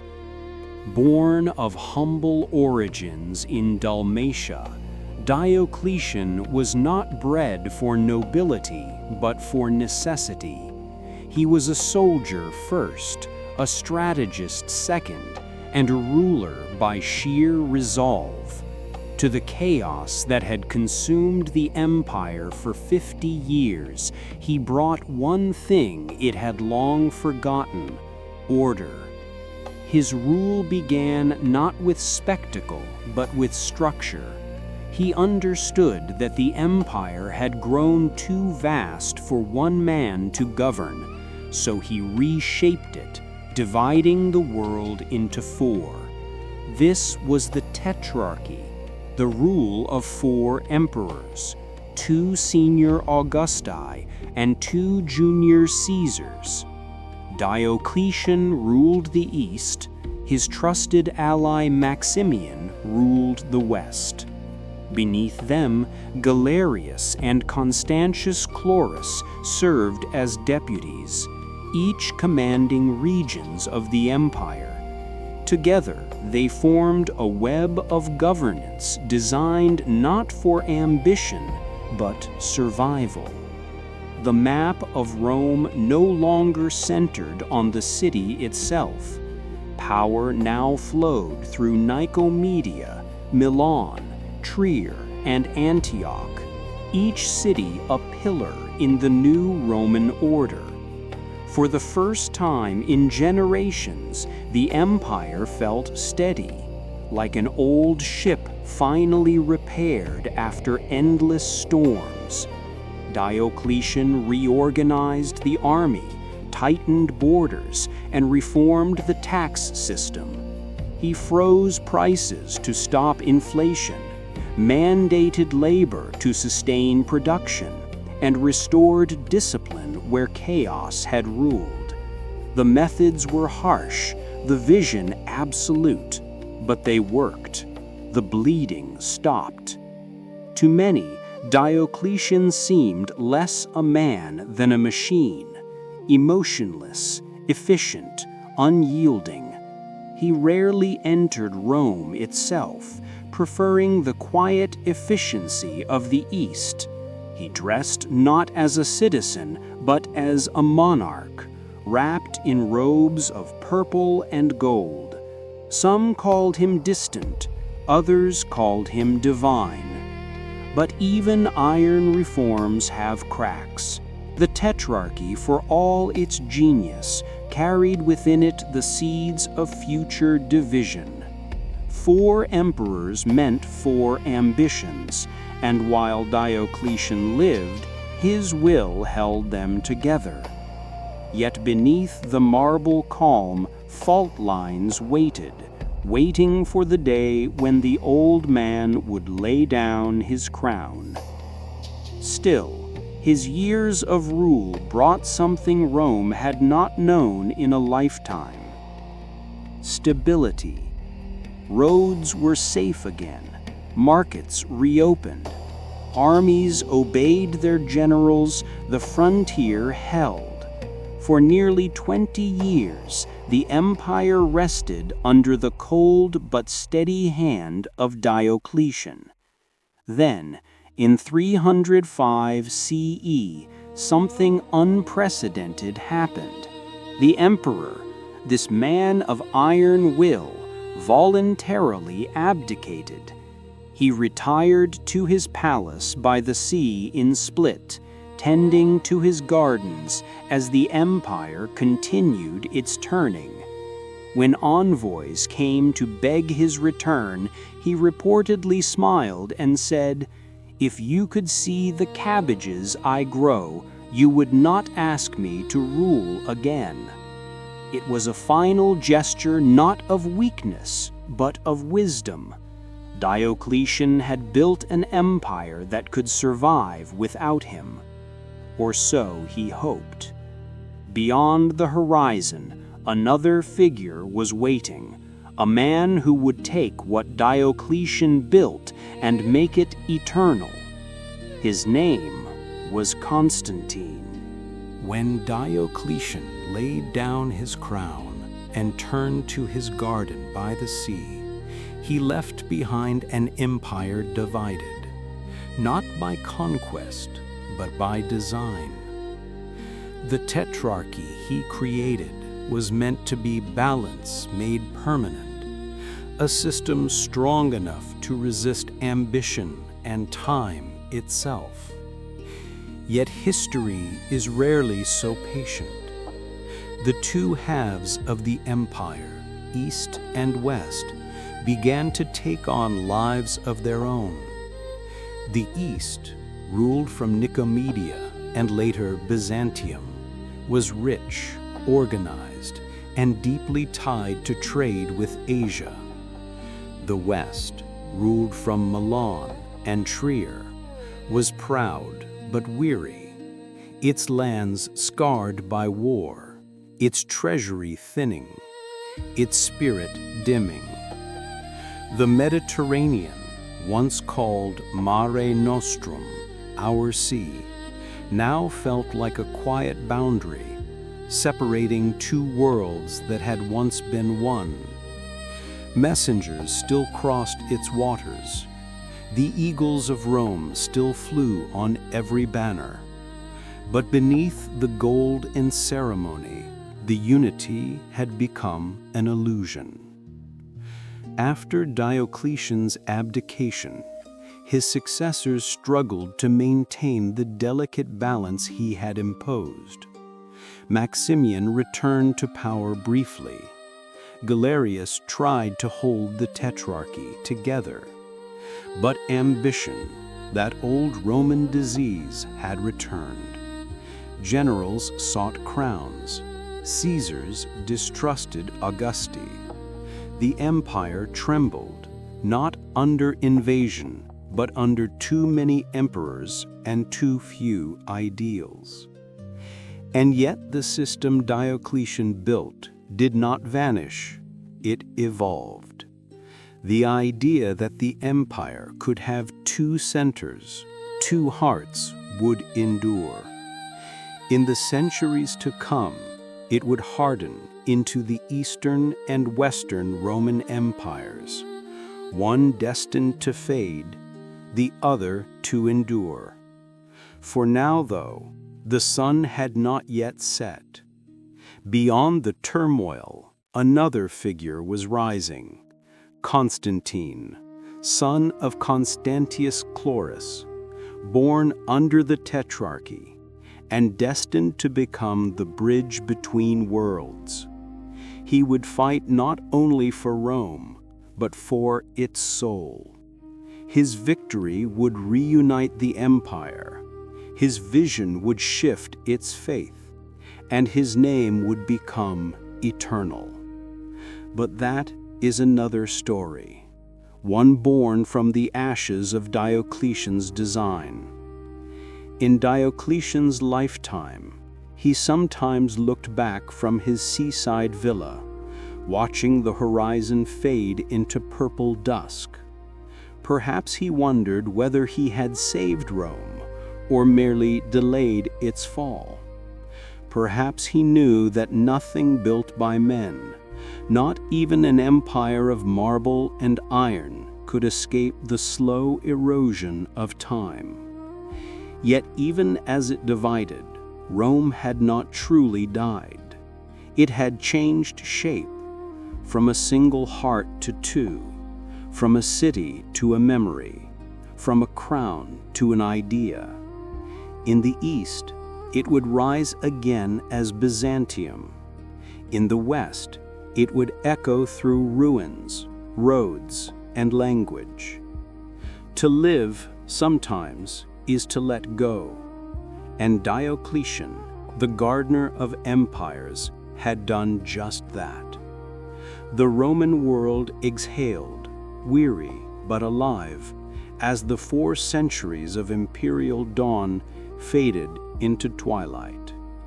The wolves that once suckled Romulus and Remus would have found the world unrecognizable now, but perhaps beneath the silver light of the moon, they would still have known it, by the scent of endurance, the sound of legions far away, and the silence that always follows greatness.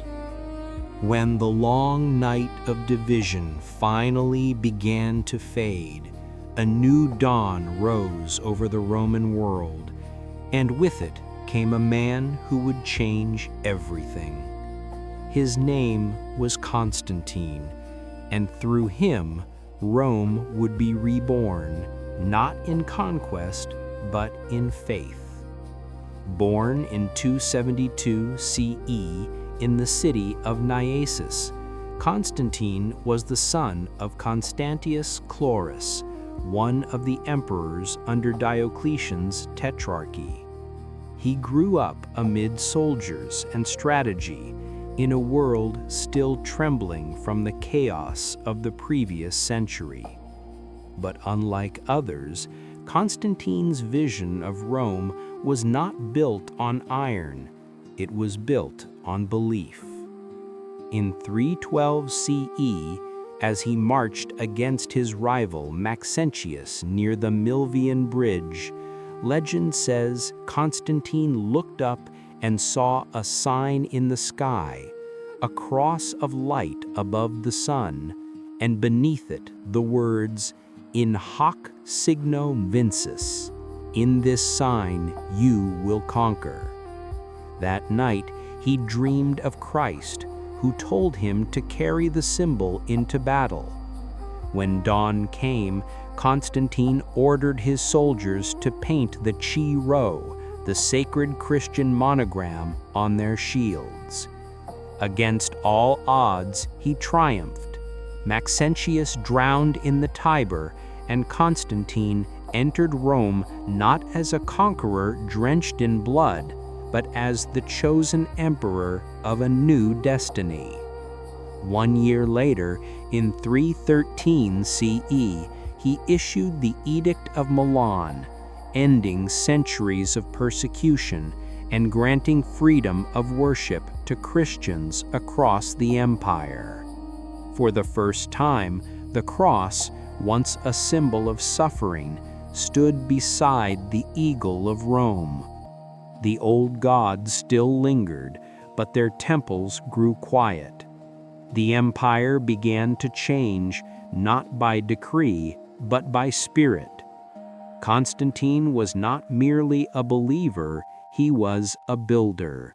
He envisioned a new capital, one untouched by the corruption and politics of old Rome, and in 330 CE, he founded Constantinople, the new Rome, on the shores of the Bosporus. The city shimmered with domes and marble, bridges and aqueducts, bathed in the golden light of the east. It would become the beating heart of the empire for more than 1,000 years. Yet Constantine's vision went beyond walls and laws. He sought to unite a fractured world under a single faith, a single purpose. He convened the Council of Nicaea in 325 CE, where bishops from across the empire gathered to define the foundations of Christian doctrine. It was an act not of conquest, but of creation, the building of belief as the new architecture of Rome. But history, ever patient, was already shifting beneath his feet. The empire he ruled was vast, but its unity fragile. After his death in 337 CE, his sons divided the empire once more, each grasping at the legacy of their father. The light of Constantine remained, but shadows began to stretch long again. Still, in every church bell that would ring through the centuries, in every mosaic that caught the morning sun, the spirit of Constantine would live on. He had changed the direction of history, turning Rome's gaze from the sword to the sky. And somewhere in the silence of the Bosporus, as the waves touched the marble walls of his city, it is said that the emperor stood once more at dusk, watching the horizon fade into gold, whispering to himself, "This is not an ending, it is the beginning of eternity." As the centuries turned, the world Constantine built began to drift apart, not with the sound of war, but with the soft, inevitable pull of difference. The Roman Empire, once a single heart beating from Britain to Syria, now began to breathe in two rhythms, east and west. After the death of Theodosius I in 395 CE, the last emperor to rule both halves, the empire was divided forever between his sons, Arcadius in the east and Honorius in the west. It was not a decision made in anger, but in exhaustion. The weight of governing the vast, restless world had grown too heavy for one pair of hands. In the east, Constantinople shone like a jewel of marble and gold. Protected by strong walls and richer provinces, it thrived. The scholars, priests, and merchants filled its streets with the hum of life. Greek had become the language of thought, and faith had become the glue that bound its people together.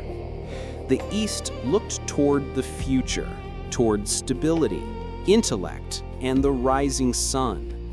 In the West, however, the story was quieter, heavier. Rome, the mother of empires, had grown old. Her streets, once filled with triumphal processions, now echoed with memories. Her coffers were thin, her armies fewer. Across the Rhine and Danube, shadows moved. Tribes with names like Visigoths, Vandals, and Franks, no longer content to remain outside the walls. The empire's borders were no longer lines of defense, but invitations. Some barbarians came as enemies, others as refugees, seeking land, food, safety. Rome, weary and proud, opened her gates, not from kindness, but necessity. The legions could not stand everywhere at once. In 410 CE, something unthinkable happened. The Visigoths, led by Alaric, marched into Rome itself. For the first time in 800 years, the Eternal City was sacked. Temples burned, statues shattered. The empire that had conquered the world now tasted its own fragility. And yet, even then, Rome did not die, not completely. Its spirit lingered in law, in architecture, in language, in the rhythm of thought that would later shape Europe. The East and West had become different worlds, but both still carried the pulse of Rome in their veins. The Eastern Empire, now called Byzantium, learned to bend instead of break. It adapted, defended, and endured. The Western Empire, stretched thin across too many frontiers, began to fade. Its rulers clung to ceremony, its generals fought desperate wars, its people whispered of angels and omens. It was not the fall of a building, but the slow dimming of a star, a beauty found in its quiet surrender. Across the centuries, the divide between East and West became more than geography. It became destiny. The East would survive as the Byzantine Empire, preserving Roman wisdom, Christian faith, and Greek art. The West would fragment into kingdoms, each carrying a shard of memory, a language, a law, a dream. And so, as night settled over the old empire, two lights remained, one rising over Constantinople, one flickering over Rome. History, as always, did not end. It simply changed form as the river of time flowed onward, carrying the echoes of marble halls and Latin prayers into the next age. The centuries had worn Rome thin, like marble smoothed by countless hands.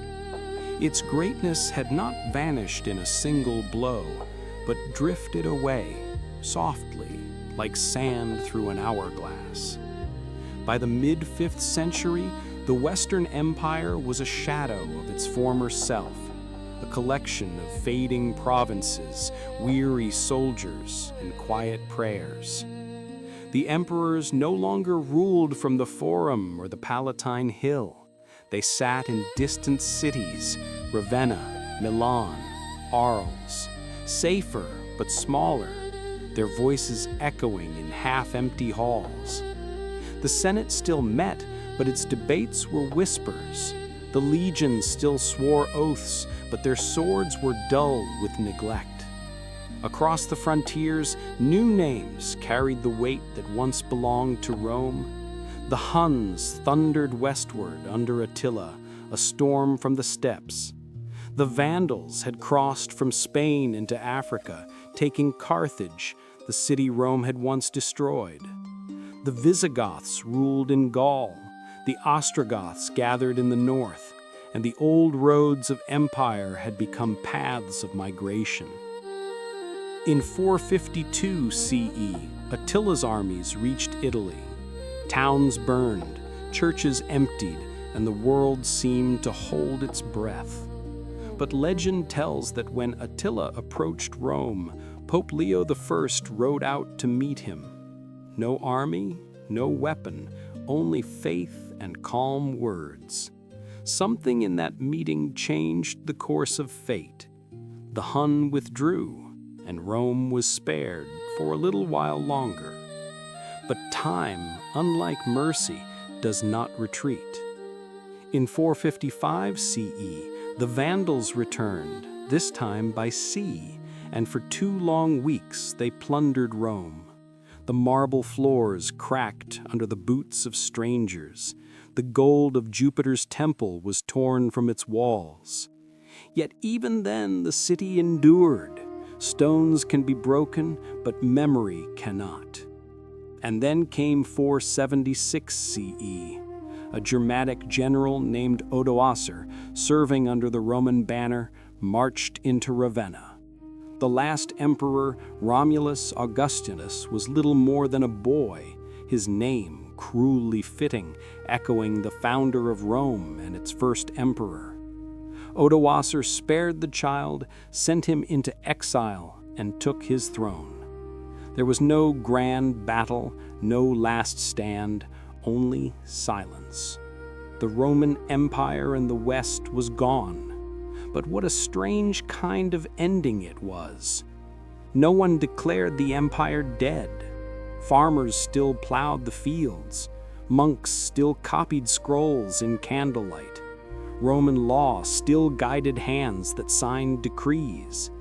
Even as the crown fell, the civilization endured, hidden in the hearts of those who remembered. The Eastern Empire, Byzantium, watched the sunset from afar, its towers catching the last light of the old world. For another 1,000 years, it would carry the flame. And in that quiet autumn of 476, as dusk fell over Ravenna, Perhaps someone stood on the shore, listening to the waves and thinking not of conquest, but of time. Empires fall, stones crumble, but ideas linger. The last emperor of Rome vanished into obscurity, but his name, Romulus Augustus, became poetry. The city of 7 hills remained, a place of ruins and prayers. The stars above the Tiber still shone, just as they had for Romulus and Remus. And thus the eternal city did not die. It simply closed its eyes and dreamed. When the last embers of empire faded, something remarkable remained. Not the marble, nor the crowns, but the memory of Rome itself. It did not vanish with armies or emperors. It lingered in words, in laws, in the quiet rhythm of how people thought about the world. Rome had fallen, yes, but it had also transformed. Its spirit seeped into the very bones of civilization, like water into stone. In every corner of Europe, pieces of Rome lived on. The Latin tongue, once the language of generals and poets, evolved into French, Italian, Spanish, Portuguese, and Romanian, whispering through centuries, shaping love songs and prayers. The structure of its laws, the Roman legal system, became the foundation for justice across nations, echoing through courts and constitutions long after the Caesars turned to dust. Its architecture, grand yet balanced, inspired the world to build with harmony and purpose. Every column, every dome, every arch carried the memory of Rome's geometry. The Pantheon, with its open eye to the heavens, became a symbol of balance between earth and sky. Its spirit lives in every cathedral, every university, every city square that dares to reach upward. Even the roads still remember. The old Roman highways, built by soldiers and slaves, still lie beneath the soil of Europe, connecting villages and dreams long after the legions have marched away. And then there is faith, the quietest, strongest legacy of all. The cross that Constantine raised on his banners would outlast empires, outshine gold. In the heart of the eternal city, where once senators debated and chariots thundered, now stands St. Peter's Basilica, the new temple of the human spirit. The seat of the popes became, in its own strange way, the continuation of Rome, not through empire, but through eternity. Philosophy, too, survived, from Seneca to Marcus Aurelius, from Cicero to Augustine. Roman thought wove itself into the language of virtue, discipline, and reason. Even today, when we speak of duty, courage, or justice, we speak without knowing, in the echo of Rome. Beyond Europe, Rome's influence stretched silently through time. Its calendar orders our days. Its alphabet shapes our words. Its idea of citizenship, of belonging to something greater than oneself, still defines nations and ideals. For all its wars and flaws, Rome was a mirror of humanity, brilliant, brutal, beautiful, and fragile. It dreamed of eternity, and in a way, it found it.